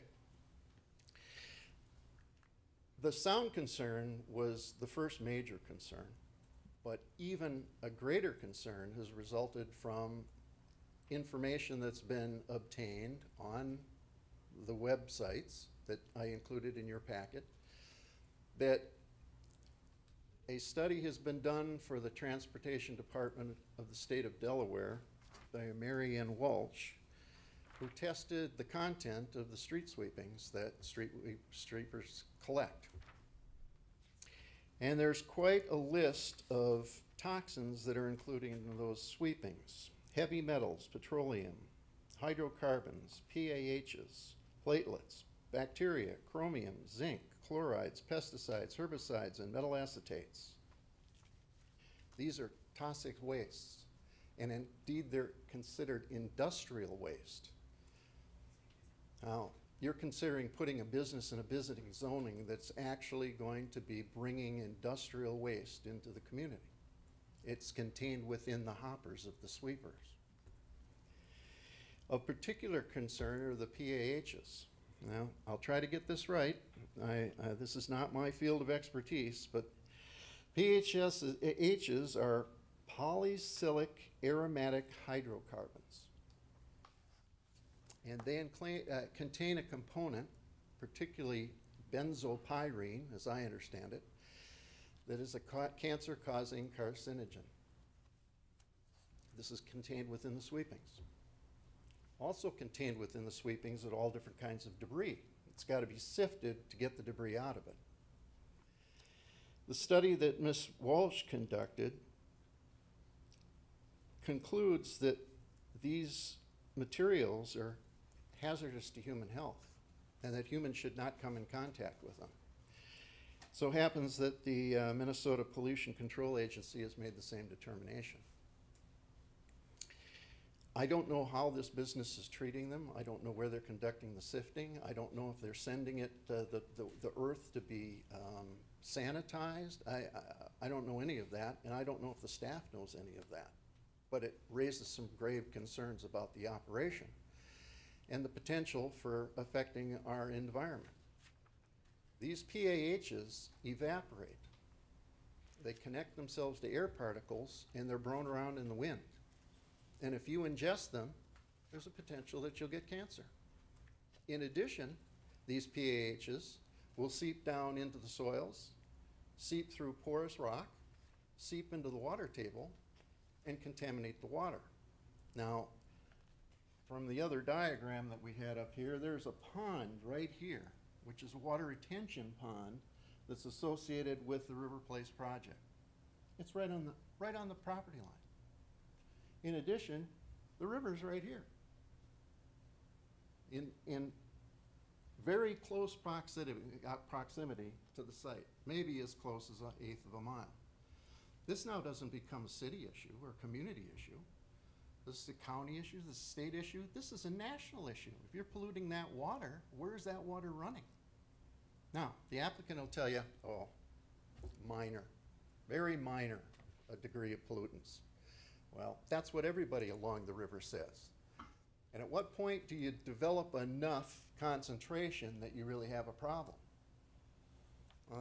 I like this little story about in the olden days when they had firing squads, they gave everybody live ammunition, except one person got a blank. And all of the people in the firing squad knew that, because in their mind, they could think, I had the blank. They wouldn't have to deal with the reality that maybe I actually killed that individual. As justified as it might have been, it's tough for humans to deal with that. Well, the same excuse is used with this. I'm the blank. It's just a little bit of pollutant that I'm putting in. Well, they're all the blank. But eventually, they build up to be one big bullet. So our real concern is how our environment's going to be affected. Now, they're talking about running a landscaping operation here. What are they using to unload the material that's contaminated, and what are they using to load the material that isn't? Is there cross-contamination? Am I going to order black dirt from this company and they're going to deliver some toxic thing to my front yard? Who's regulating that? Who's watching that? Now, we can put all this in a conditional use permit, and please understand, we're not against business. We want business in the community. We want a vital, thriving community. But we don't want to jeopardize our health, and we don't want to jeopardize our sleep in order to facilitate it. This type of use is not suited for an area that's adjacent to residential uses. Now, I've heard people say, well, these are a whole bunch of old people. They get cancer, they're dead anyway. They won't get cancer and die before they're gonna die of old age anyhow. All right, Mr. Saxon, you're almost done. Okay, sure. Well, our grandchildren come and visit. And specifically in the state criteria, it says that these materials should not come in contact with humans and especially children. Playgrounds, any place that children might be. Now, I know other cities use them to like do bedding under storm sewer. I think Woodbury does that, and then they bury their storm sewer 6 feet, so there's 6 feet of earth that this is under, so you can't come in contact with it. So, that's our concern. I have circulated the petition. I have the original petition here. As I say, the vast majority of the people have opposed this use in this location. And also, quite frankly, text amending any of these businesses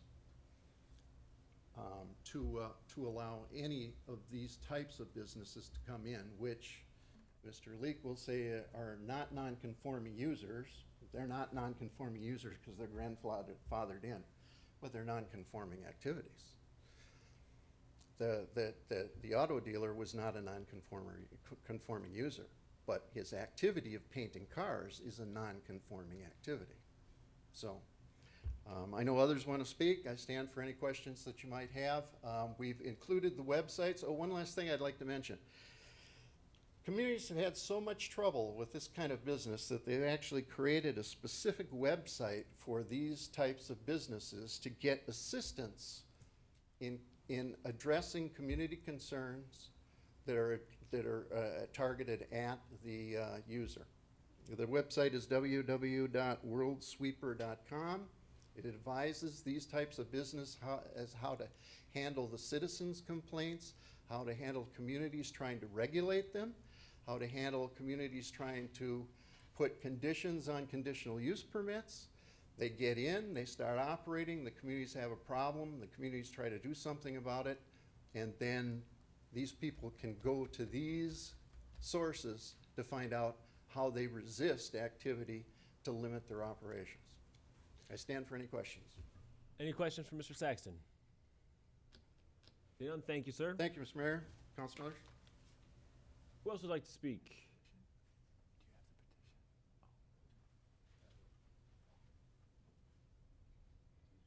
Let's let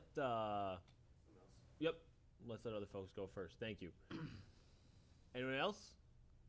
I know there's more that want to speak. I don't think I've seen this petition either. Do we have the petition? I have the original, Your Honor. Your Honor, sorry.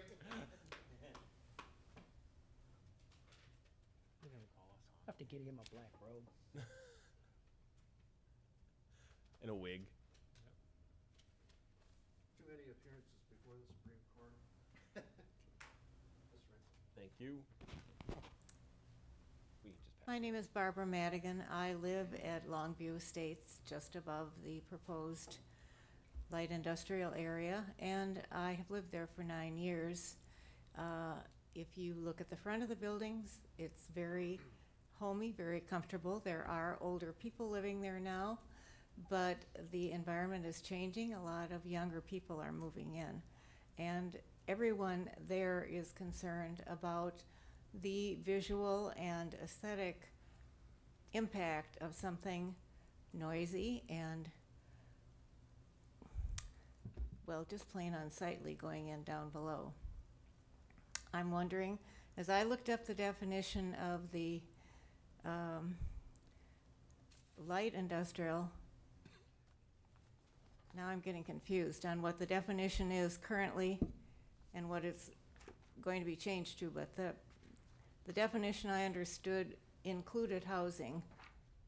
And so why does it have to be something industrial that moves in there? Why can it not be a similar 55 and older housing that goes in down below? That would be my concern, that something more aesthetic moves into that area and hopefully eventually changes the whole area. Got it. Thank you, Ms. Madigan.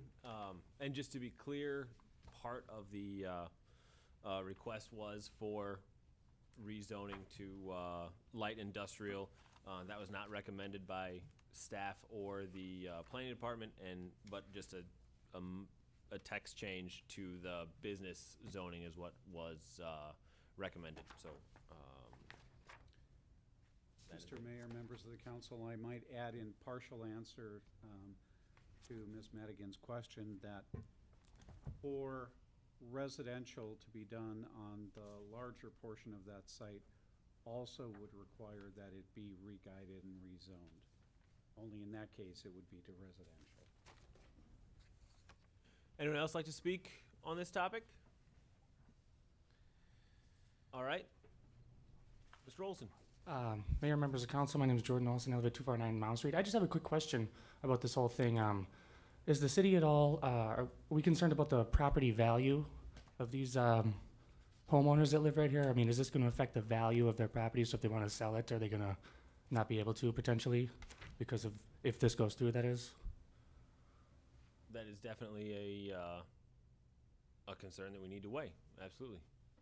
As it is anytime, I think. Is that right? Fair statement? Yeah. Okay. Thank you. Mr. Dvorak, did you want to follow up on any statements that were made? Mr. Kubish?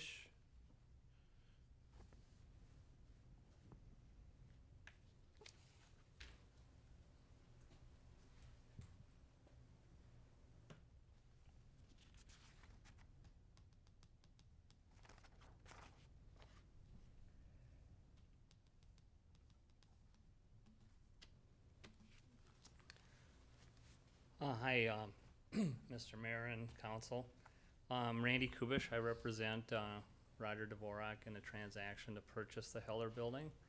And I'd like to just present a few items. It'll only take a few minutes. And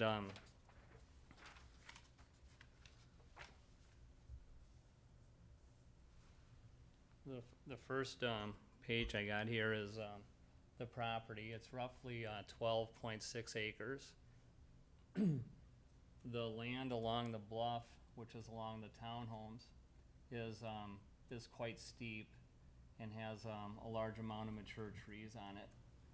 And what Roger, the purchaser, is considering working with the city on a conditional use permit is to place that stretch of trees into a conservation easement on the bluff area so then it never could be destroyed in the future.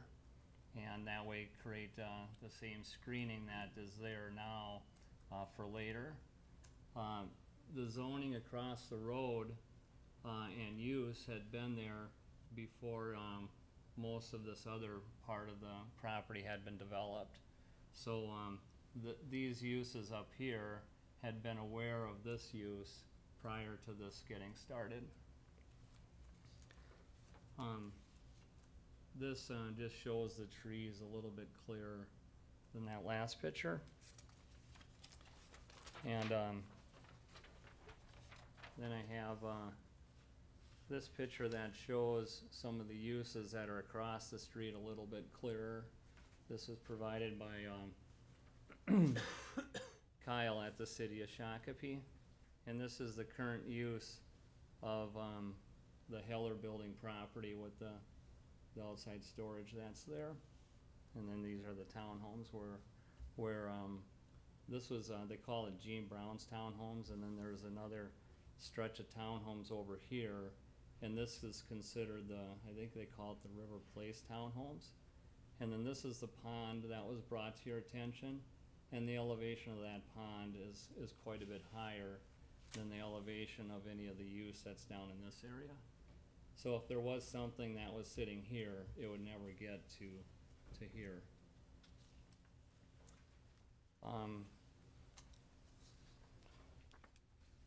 Another map just showing more of the broad area.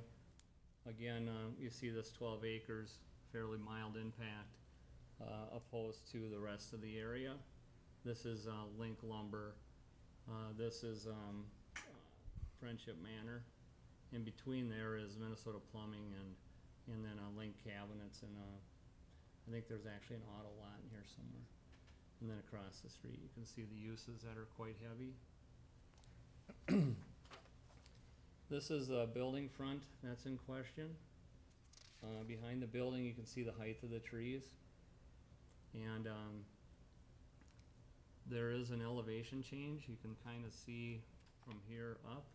It's roughly, I would say, somewhere in the neighborhood of 12 to 15 feet of elevation change. In this building, there's six, well, it actually says it right here, 6 drive-in doors that are 14 feet high and 14 feet wide, and each bay is 72 feet deep. There's 1,800 square feet of office and 7,200 square feet of what they refer to as warehouse, but it's shop space. The heaviest use for this current zoning is automotive on up to possibly trailer repair. Semi would be an application that could possibly be put into this building. So there could be a heavier use that's being applied for with the B1 zoning currently. What we're trying to do is just do a text amendment to allow for construction services and landscape services, which is a much milder use than what could potentially come here. And also the use that's currently in there is a rented use. You know, the user is not the owner. And what we're gonna be converting this property to is to someone that lives in Shakopee, owning his company and moving it back to Shakopee. He had moved to Burnsville after he occupied a space off of 4th Avenue near Shear Brothers Lumber. And the reason he moved is he ran out of space. And where he had moved to was to this building right here. So that's what the front of his building looks like right now. Very low impact, very attractive building. This is now a side view of his building, and you can see that he's got a fenced in yard area. Then this is his main office door right there. And when you go in that office door, it's very similar in size to the Heller building, you know, about 18 to 2,000 square feet of office. So that meets his needs quite nicely. This is his yard. This is somewhere under 2 acres, this whole space. But this is actually his equipment. This is his sweepers. And the size of his sweepers are much like the size of a van, you know, a extended van. So it's, you know, like if you see a F-250 van, that's about the size of his sweepers. It would be an E-250 van. There you go. Thanks. You would know that. So anyway, these are what he is referring to when he says that they leave the site in the evening and they come back in the morning. And they go out to do their job and they bring back the equipment. And that's his primary job. Inside this office is where he has a sales staff. He has 2 sons that work with him and his wife, and they have approximately 20 employees. And that's what they're planning on operating out of here. The reason for the sale of his property here is because a neighboring property owner that's in yellow needed additional space. So since they were neighbors and friends, he agreed that, yep, I would like to move back to Shakopee, and if this would make it possible, he hunted down this property, the Heller property. It's an attractive spot for him. It's a very low impact business. It converts the property from a rental property to an owner occupant. Roger is in his mid-40s. He plans on operating his business for a long time. This would be a great place for that business to be placed. And I would look forward to the City Council approving this text amendment tonight. Councilor Lehman. What's the zoning that is currently on in Savage, Burnsville? It is an I-1 zoning, yep. Okay. Yep. Oh, I thought I had another one. Sorry. Question about the sweepings. Do they come back to the property, or do they? They do come back to the property. They do get piled. They do get tested. And so he's always been clear on the testings. whatever formula that was talked about before is certainly not in the pile that he's bringing. It does have to get screened, and they do that during daytime hours, and they do that only a few times a year. So it's a very, very mild impact to this property. There would be way more impact and noise coming from the lumberyard type of activity than there would be in this case. Everybody wakes up to vehicle traffic. Everybody has a street in front of their house.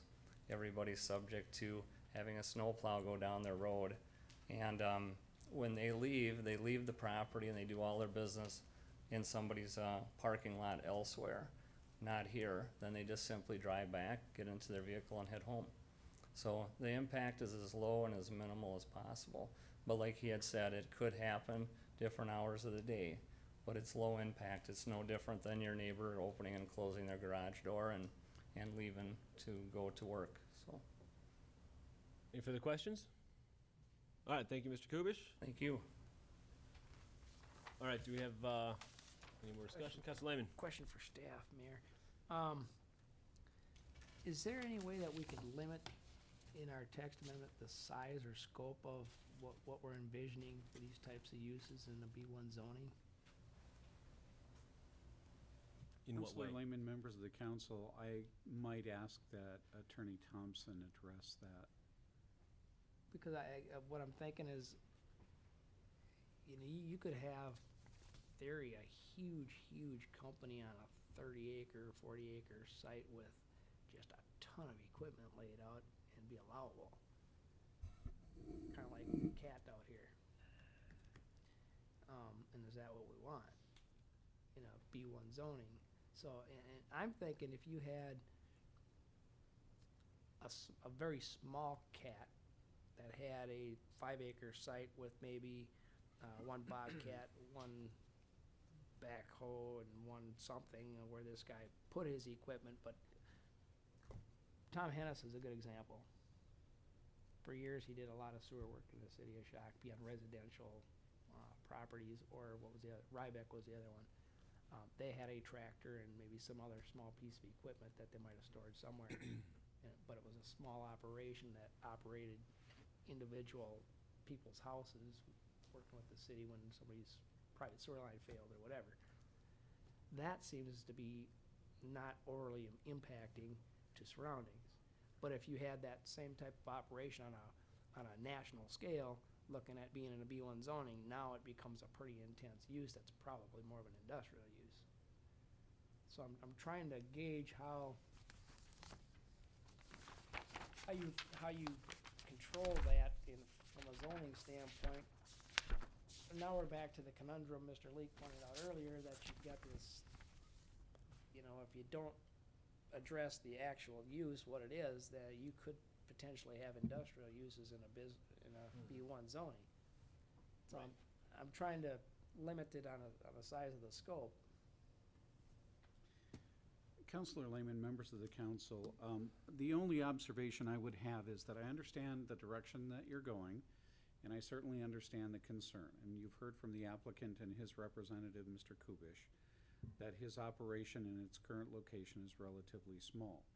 However, this site is 13 acres, and one can certainly envision a scenario either in which his operation becomes larger because of its success, or another operation acquires the site from them, and instead of using the northern portion of the site, says, my entire property is subject to the use, and so I'm going to use it, which would clearly have a larger impact. Or other I just don't know properties.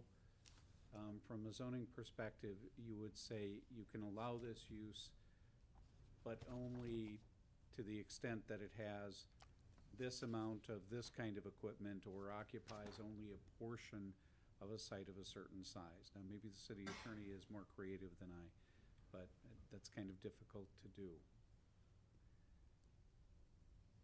Well, But it's all Mr. Mayor, looking at you, I'm Mr. not sure if Creative. I'm not sure if that's a challenge or not, but. We're coming off the real estate CLE, and Yeah. he was a speaker, I wasn't, so. Well, to answer Councilmember Lehman's question, keep in mind that the this text amendment would only apply to the property that's on this portion of the B1, and it looks like to me this is the largest parcel. this one here. So the other ones just by size of the parcel, you wouldn't have an issue with. But I have to agree with Mr. Leak. I don't see how we can, I think the issue before you is whether you think it's appropriate that this particular type of use, that is also allowed in I-1, but there are a lot of other I-1 uses that aren't, that this text amendment's appropriate because of this particular characteristics of this particular B1 area. I think you need to look at it that way. And I mean, there are other uses in B1. I was just going through this. For example, self-storage facilities. They're not all retail type uses. It's your discretion whether you think this particular type of use that's also allowed in I-1 should be allowed in this B1 area because of the characteristics of this B1 area. And I think that's really the issue before you. It's very difficult to regulate by a zoning ordinance amendment size and that sort of thing, because once you allow it as a conditional use permit, I wouldn't want to give you the expectation that you can control it much further than that. Now, you can control hours of operation with a CUP. You can control, where they're going to put their landscaping. You can control a lot of things with a CUP. But if you do approve this text amendment, this use will be a conditional use permit, and this zoning and this portion of the B1 district. And I just think you need to look at that and say, is that what you want? Could you give us on, Mr. Thompson, the other types of businesses that are included in the B1 that are similar or close? I just looking at a couple. One in Right. self-storage facilities. I don't know if this is close, but public and private colleges. There are uses here that are not all retail.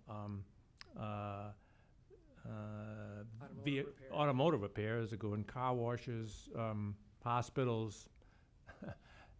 It is true that this particular type of use is not allowed in B1 currently. That is true, and I think that's the issue before you is, should we, with a B1 district that has this characteristics? Don't you have Bob's Landscape down here in a B1? We have lots of landscape in B1, yeah. Bob's Landscaping is in a B1, portions of it. I'd suggest we have a different conversation about Bob's Landscaping in the B1 zoning district. So, all right, so we've had a significant amount of conversation about this item. Where are we at with it? Anyone have a motion for this? Here. I'll start with the first one. Okay. Make a motion to approve Resolution 7383, a resolution denying a rezoning and re-guiding request for the property at 1480 3rd Avenue West. Second. Motion by Councilor Whiting, second by Councilor Lehman. Any discussion? Seeing none, all those in favor? Aye. Aye. Anyone opposed? Passes unanimously. Miles can take the next one. Oh, you're on a roll. Just go for it. Well, to open it up for discussion, I'll offer ordinance number 876, an ordinance approving the proposed text amendment to City Code Section 11.36 Highway Business Subdivision 3 Conditional Uses, and move their adoption. Do we have a second? Second by Councilor Clay. All right, discussion. Councilor Whiting. I'm fairly familiar with the property, and I'm not concerned about the views. I think the trees and the height of the hill there screen it pretty well. I do have concerns about noise. I'm not sure as far as the operation specific to this, but I'm more concerned about opening it up to operations that aren't specific to this company. And where you go, it's kind of a Pandora's box. So I'd like to hear a little more what some of the other thoughts are, but it's a little leery. Councilor Lehman, Councilor Clay. Well, Mayor, I just don't like to specify a business under a zoning. And I don't know how to get around that, but I do think our conditional use permit process is a good one and screens out a lot of the concerns. If this does get passed, I'll probably be at that hearing, raising some concerns that I have. But I know that a lot of the concerns, the noise, the dust, the hours of operation, all these things are addressed by that. The question then becomes, does the conditional use permit have the teeth that if there's non-compliance, to address it? And that becomes the question. I have my own conditional use permit on a property that I operate, an automotive business, which is a loud, noisy, stinky operation, I guess you would say, and by comparison to a residential property. And there's limitations, and I recognize them limitations. It's just, it's a matter of the individual business owner operating that business, how responsible they are, I guess, to their surroundings. So that's really my thoughts. I just don't like singling out, and then I'm concerned a little bit about how this affects the other properties. Granted, the other properties are limited on size, but if you stack them up, you can get a lot on one property. So I know a lot of this can be addressed in conditional use. I just have my concerns. I mean, I'm not necessarily going to vote against because of that, but like I said, if it passes, I will make sure that the conditional use permitting process is Solid. covering all the bases. You know, all the concerns are addressed. All right. Councilor Clay, do you have anything you wanted to add? I share Councilman Whiting's concerns, and I still have a problem with tweaking things just to fit one little, to work for one lot in an area as opposed to, I like larger zoning take place. You know, there's a reason why we layer zoning and from highway business to medium or higher residential densities to single family. It's all done with a purpose. And I just am not comfortable, and especially in this area that's already suffered from so many patches that, you know, adding another one. Yeah, I don't disagree with anything anyone has said. A couple points on that is that with regard to noise, there's anything could go in there and have nighttime noise. I mean, we're talking about a landscape company, and that has its own set of noises and things, as I very well know. But anything could go in there and have a lot of noises going on, and sweepers go to B1 zones to sweep at night on commercial properties, and that's where the work actually gets done. And so that's where they go to. So yeah, I absolutely think it's a concern that needs to be addressed. But I don't think that precludes this use in that area, because I think it fits with regard to a specific zoning. I don't think it's perfect by any means, but that area is a very specific area. I mean, that area between Friendship Manor and the Bluff it's a very specific area where we don't have anything else like that in the rest of town. So I think it warrants its own, it makes it possible to give it its own sorts of classifications as necessary. I don't think that like if we had a mini storage in there, people would be going in and out of a mini storage all night long and clanging doors, and there would be issues, and that would be perfectly acceptable in that area. And I think that 24-hour drive-through restaurant. Right, exactly. I mean, there are a whole host of things that it could be that would bring up these exact same issues, and so we've got what I perceive to be a good company who is Shakopee residents who would like to locate their company here in Shakopee. I don't think that, I mean, all they'd have to do is say that they're selling mulch from this property, which isn't in their business, but they could say that they're selling mulch retail, and then they'd fit. Is that mostly accurate, Mr. Leake? Well, Mayor, members of the council, I don't think we want to suggest that they could mischaracterize what their real business is. Right, but my they test with other property owners, including the one who is selling this when he moved into the property, is a majority of your business with the end consumer. If he's just saying, yeah, sometimes I sell mulch at retail, but it's kind of a side business, I don't think that qualifies them for retail use under the definition in any of your retail zones. So it's not quite that simple. All right, but that's, my point is that it's very, very close, and I think it's an area that has specific character where a landscape company is not going to not fit in that area, and there's a significant distance between the residential homes. And as part of the CUP, I wouldn't mind seeing a specific distance between where operations of business can take place and from the homes. I mean, we can put that as a part of that, which I would like to see if this moves forward. And that would enhance the conservation area that they're talking about, as well as preclude that business from taking place within that area. And if that works, that works. If it doesn't, it doesn't. So we can figure that out through the CUP process. So those are my opinions. Any further discussion on it? All right, seeing none, all those in favor? Aye. Anyone opposed? Passes unanimously.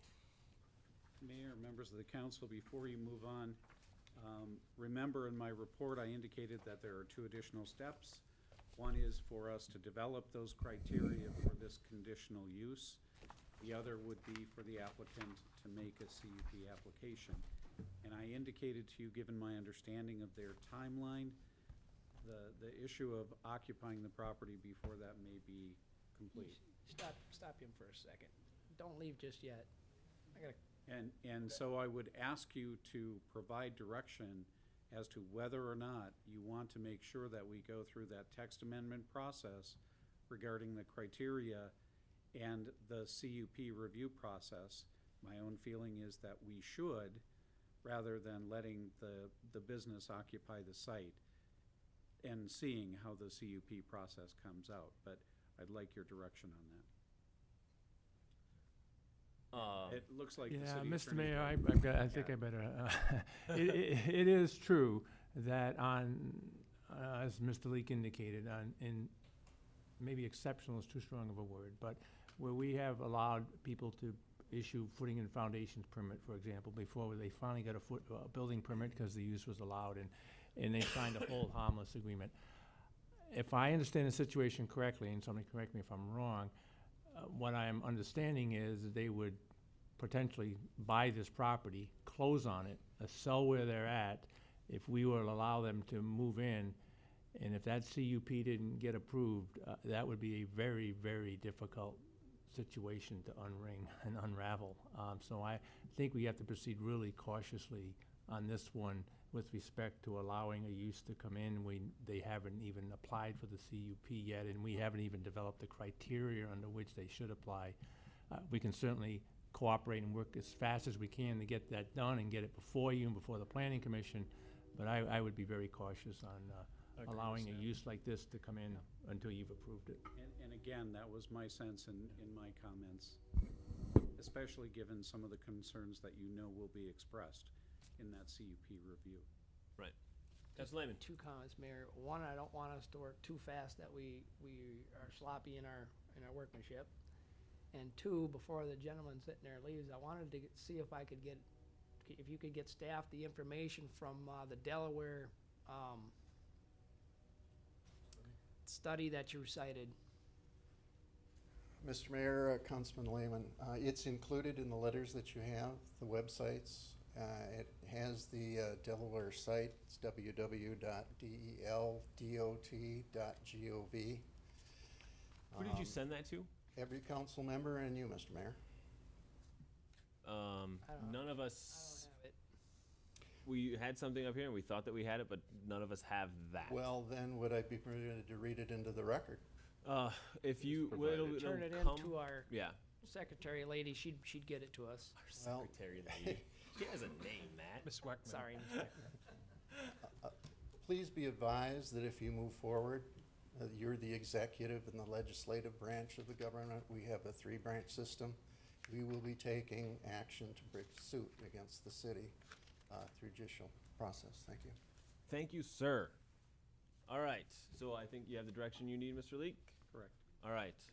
Councilor Lehman. 7-minute recess. 7? You want 8? Okay. All right. Don't get locked out. All right. Shoot No, for that's a 8-minute yeah, recess. as long as you take your key card with you. I have it tonight. All right, good. All right, we have a motion for a 9-minute recess. So I heard. Do we have a second? Second. Seconded by Councilman Lehman. Clay, Lehman, any discussion? Seeing none, all those in favor? Aye. Anyone opposed? Passed unanimously. We're in recess for 9 minutes.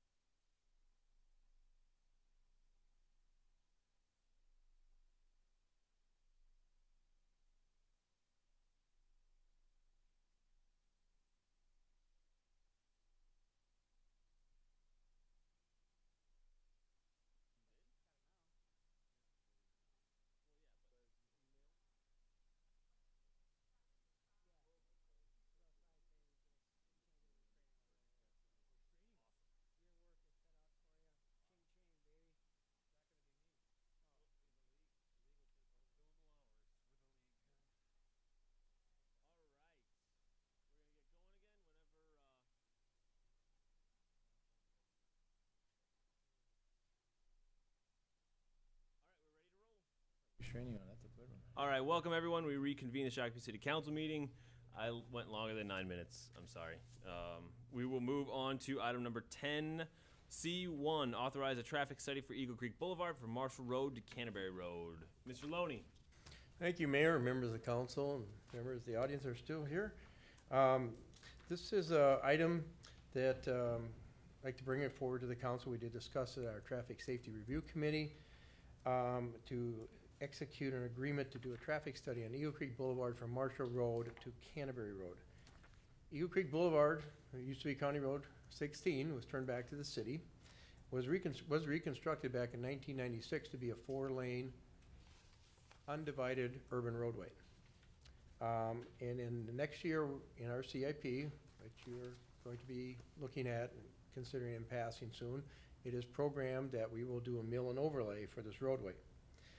Staff, we've been monitoring this roadway for the past couple of years, looking at the speed. Speed was an issue. We did a speed study, and MnDOT came back with a speed study recommendation. We were looking at our accidents. We keep track of them. I can show you. One of them is it is in your packet. You keep track of the number of accidents for a few years here. There's a total of 46. A lot of them are at 17 and 83. Still quite a few at Verling, and then sporadically in between the corridor.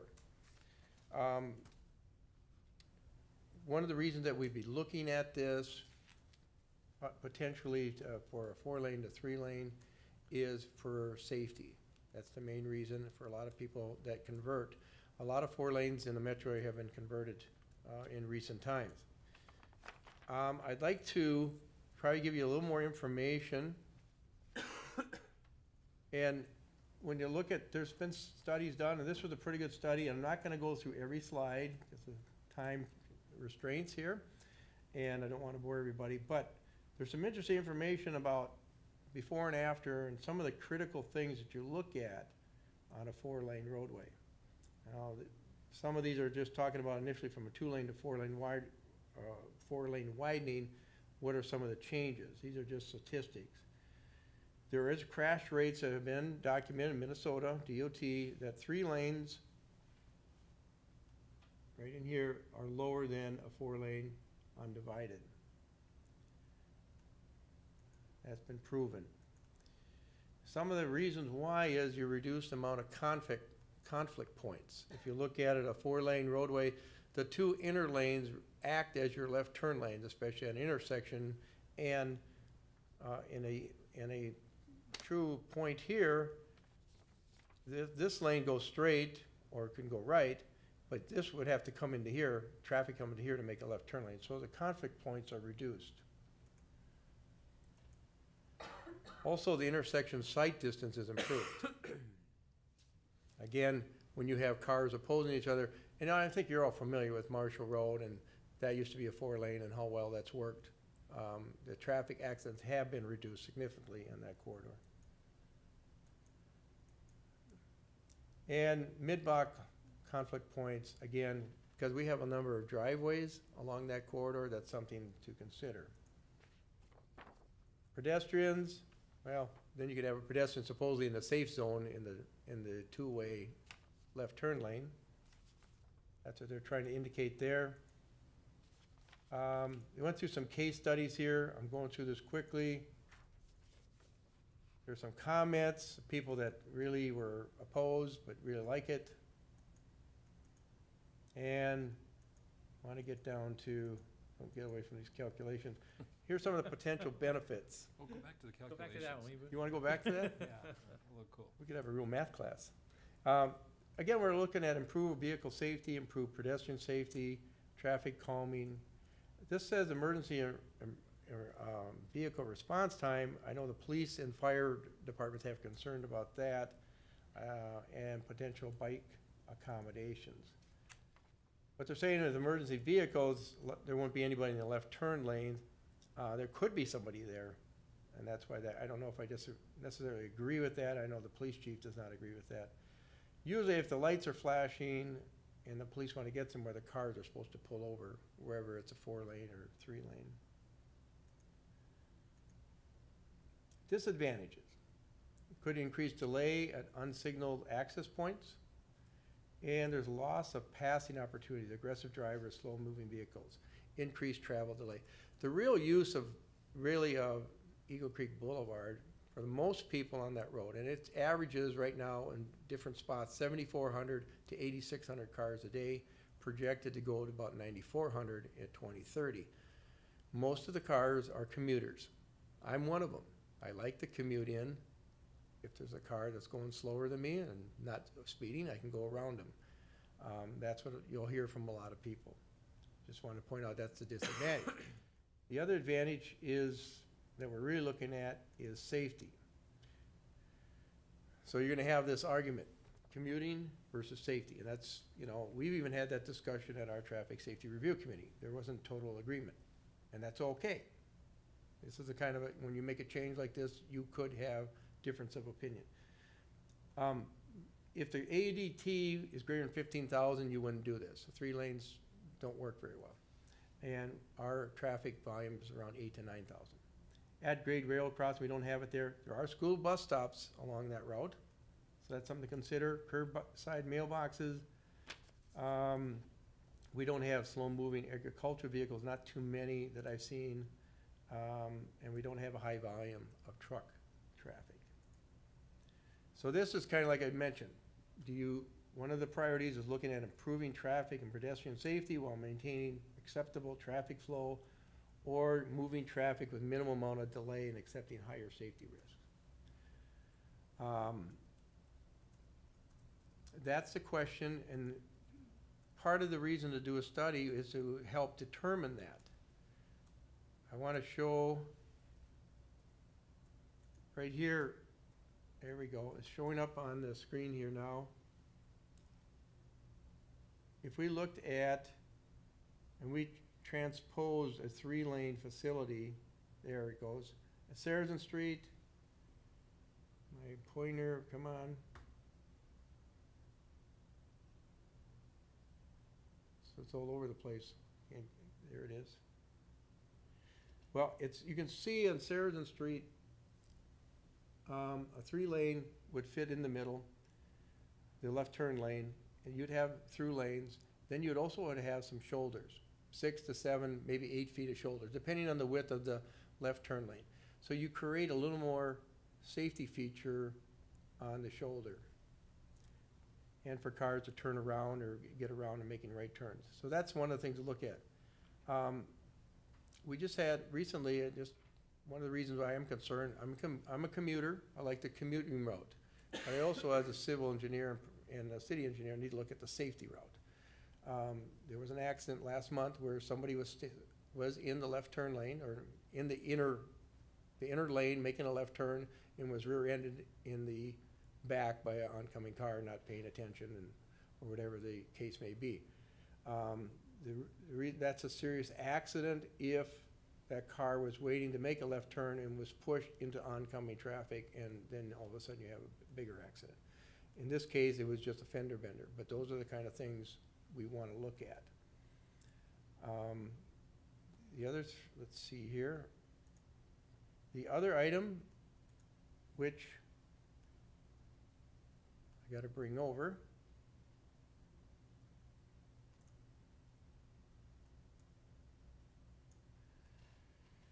is one of the things we are looking at is the mini roundabout at Verling and 79.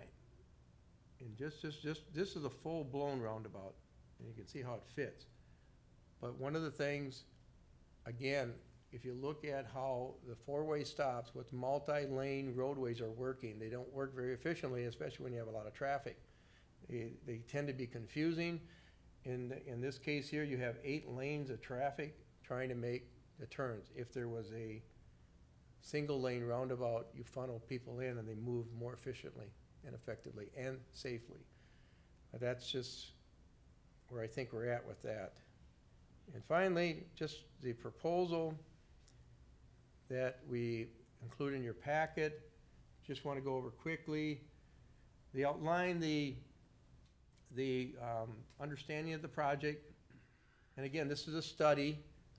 We hope to get more information And one of the things, you know, I would even recommend here now, if there isn't a real clear cut, this is no doubt about what we should do. I mean, if we want to make a change, then I would say we just stay with it. But it'll give us the information and how close we are as far as the crash rates and traffic accidents and what we should do for now or maybe in the future. Maybe it's 3 or 5 years away, but that information would be gathered. They would be looking at meeting with us, putting together the information. There would be a meeting with the Traffic Safety Committee and be brought back to council as well before we make any recommendation. Traffic forecasting would be done. We also are gonna be looking at potential, there could be potential more development in the Canterbury area and also in the southeast quadrant. There's potential for more commercial development there. What that may do to this area. The nice thing would be, we'd be able to get a traffic operations model. You'll be able to see what a 4-lane operates and what a 3-lane operates. And then we do a schematic layout and a technical memo. And if you council were to approve this, we would proceed and have this work done by January 15, 2014. The proposal has a not to exceed amount of $9,992. And I did have money budgeted for traffic studies of this nature. With that, I'll take any questions or concerns that you may have. Any questions for Mr. Loney? Councilor Lehman? I would, I would focus on the intersections of Marshall Road and 83, since 65% of the crashes on your thing here are located there. If them were reduced, it would reduce the whole safety of the whole road. Marshall Road, And doesn't 83. intersect with 83. The two Marshall Road intersections at and Eagle Creek. Eagle Creek and 83 and Eagle Creek. Them two intersections, according to his study here, his traffic things, have most of the accidents. 14 at one, 15 at the other. That's 30 out of 41. That's a pretty high percentage. Councilor Whiting? Mr. Mayor, I'm not a fan of 3 lanes, just me. But I think roundabouts move traffic quickly and safely, so kind of in the middle here. A study would probably help me move forward with something, so. I don't have a problem doing the study either, but I'm with Jay. I don't like the 3-lane concept. 5 lanes, if it would fit without widening the road, would be good. Yeah. Open up the pocketbook, we'll do it. There we Without go. widening the road. Yeah, well, you can't do that. And that's, I mean, a lot of these 4 lanes, and you've seen it, it has worked well in Marshall. I think, but we did have a lot of accidents there. Or we didn't want to widen the road. Well, there's not a lot of room there. Couldn't widen the road. You couldn't widen, if you really want to widen the road, it's gonna cost a fortune. Still So- though. And I think that's why people look at this, can you do what's called a road diet, basically reduce the number of lanes, and still have an effective roadway that's safer, moves traffic, that is acceptable.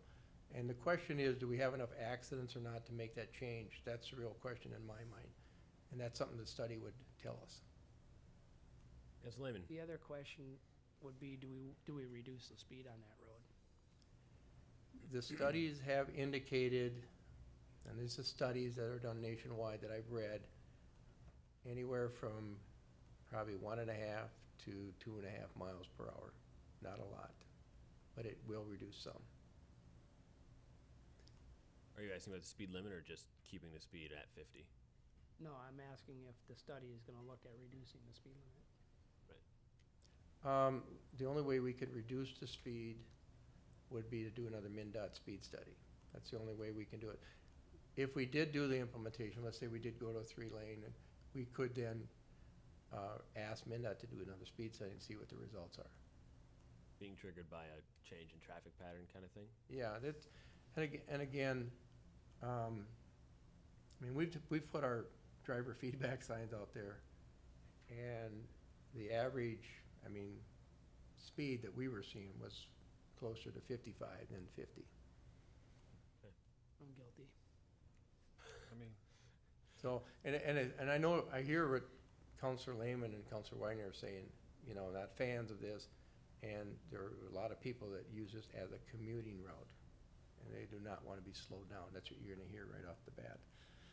But I think a study would at least give us an idea how close we are or not, and then we also would be able to see in the future if we do have more accidents or more traffic, is it worthwhile to consider? Mayor, I'm still waiting to see how the pedestrian crossing works on the roundabout up here by the high school. Oh, they're safe. I'm really curious to see how that works. Well, that's coming through, so. We're gonna have some good video and good demonstrations of that, and we'll be able to show you that in the near future. We're actually meeting on that, we're having a study being done and having project team meetings. And I don't know exactly when, but it'll probably be in March or April, we'll be presenting that. I know the outlying ones that the county put in on 13 and down there, I mean, there's no pedestrians for miles. And it works good because there is no pedestrians. I'm just not sure how the pedestrian component is gonna work in a roundabout without a lot of education. And before I support any more roundabouts in a local area where there's pedestrian crossings and trails and stuff, I gotta see how it works. I gotta know that it works.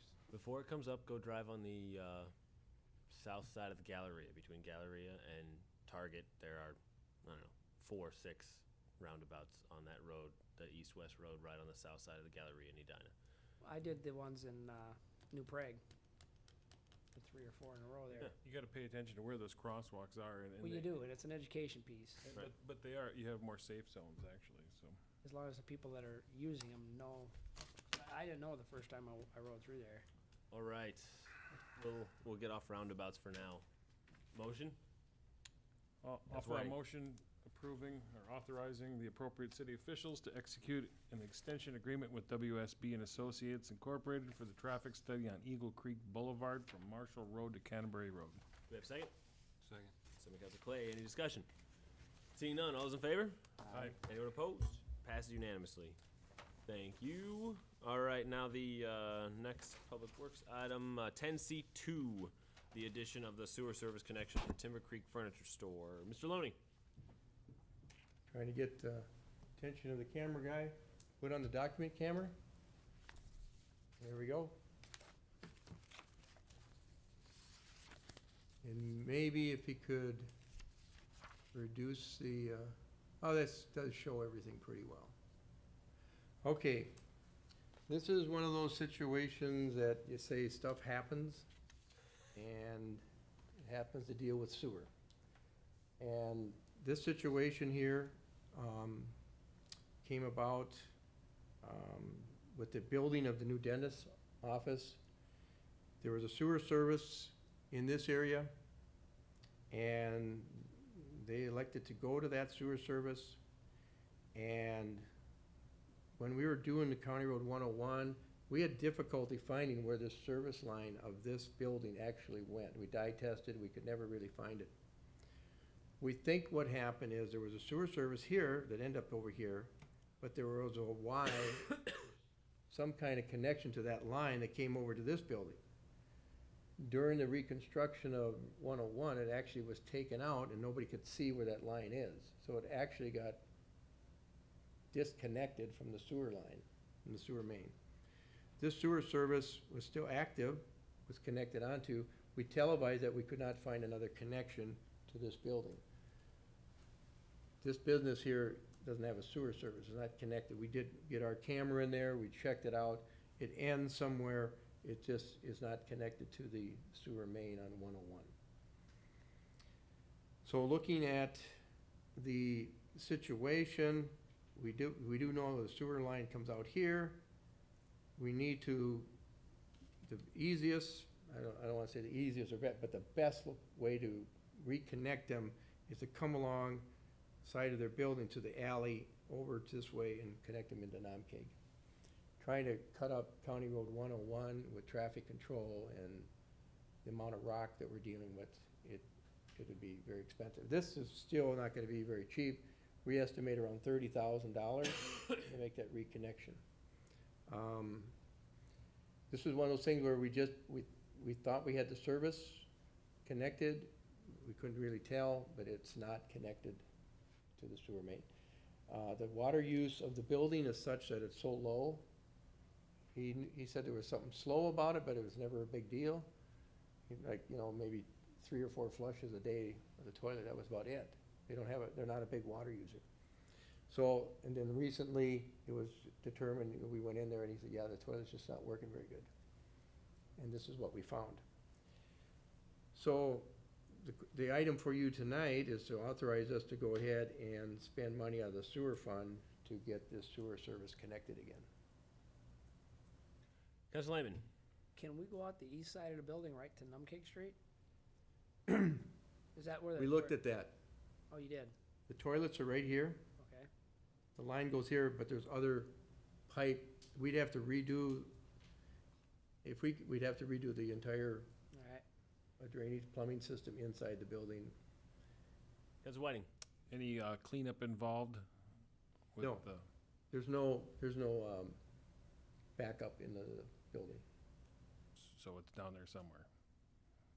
Yeah, he's not using it right now. He's not using the sewer. He's just not, I mean, there's no flow going in there right now. Councilor Lehman. Make a motion authorizing staff to pay for a sewer service connection to Timber Creek Furniture Store out of the sewer fund. We have a second. Second. Councilor Whiting. Any discussion? Councilor Clay, you had something? Yeah, so when First Avenue was being reconstructed, did Timber Creek pay any money for getting their sewer service connected? Or did any of the neighbors around them? I mean, that project, we paid 100% for all the reconstruction work. There was no assessment, if that's what you mean. Yeah. But they did pay for their initial sewer at some point. I mean, it was back in the 60s or 70s. 70s. For the building on the right on this picture, and the 80s for the other building. Yeah. Okay, I was gonna say, if he should have paid a connection fee when First Avenue was done and didn't, then I would say we need to subtract that portion that they should have paid from, instead of us paying for everything here. I can speak to that, going through that process down there. Our water line was redone on the shop, right up to the building, out into First Avenue as part of project cost. No cost to you, okay. Any further discussion? All right, seeing none, all those in favor? Aye. Aye. Anyone opposed? Passes unanimously. Thank Thank you, you. Mr. Loney. All right, item 11, council member reports. We'll start with Councilor Clay. Nothing tonight. Councilor Lehman. No report. Councilor Whiting. November 12th, I attended the school board meeting. They recognized their national merit finalists, Luke Brecky, Catherine Hill, and Anthony Holm. Congratulations to those smart kids. The first order of their regular business was to enter into a lease purchase financing agreement and issue certificates in the amount of $13,250,000. Second order of business was to call for a special election to be held March 11th, 2014. In order to pass a bond referendum for $89 million to build the second high school. Along with this resolution, the board passed another resolution establishing combined polling places. The first being the new high school gymnasium and the second being Jackson Township Hall. That's the only two polling places that they'll have for this resolution. And I'd also like to take this opportunity to wish our employees and our citizens a safe and happy Thanksgiving holiday. Very nice. Oh, I meant to say that too. Yeah, I exactly. wrote it down, so I remember. Yeah, well done. All right, a couple things on the 8th scale meeting. And we discussed sexual offender. It was actually a very interesting meeting as to how the levels of sex offenders works and what communities need to be concerned about and how to handle those. So that was very good. Then we also, after that meeting, had a follow-up with Met Council came and we had a discussion about our population projection numbers and how they are in their first portion of that discussion. Then we approved tonight a letter to Met Council saying that we don't believe that what they've got us at is accurate, and this is why. So that was that follow-up meeting. Then On the 11th, attended Regional Council of Mayors. On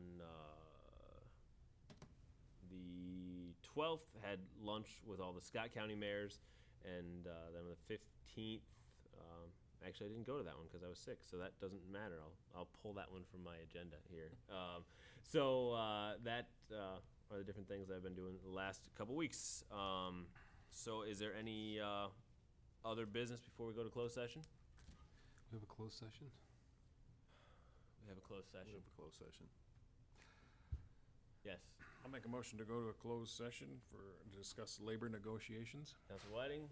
We have a second by Council Clay. Any discussion? Mr. Manager, we just want to state for the record, it's pursuant to Minnesota statutes 13D.03 for a strategy for discussing labor negotiations. I didn't keep my note from the last time. There we go. Sorry. Councilman Whiting forgot the statute number. We'll Thank you, sir. include that in future ones, thank you. Thank you, sir. All right. What Mr. Thompson said, seconded by Councilor Clay. Any discussion? Seeing none, all those in favor? Aye. Anyone opposed? Passes unanimously. We are going into closed session. Thank you all.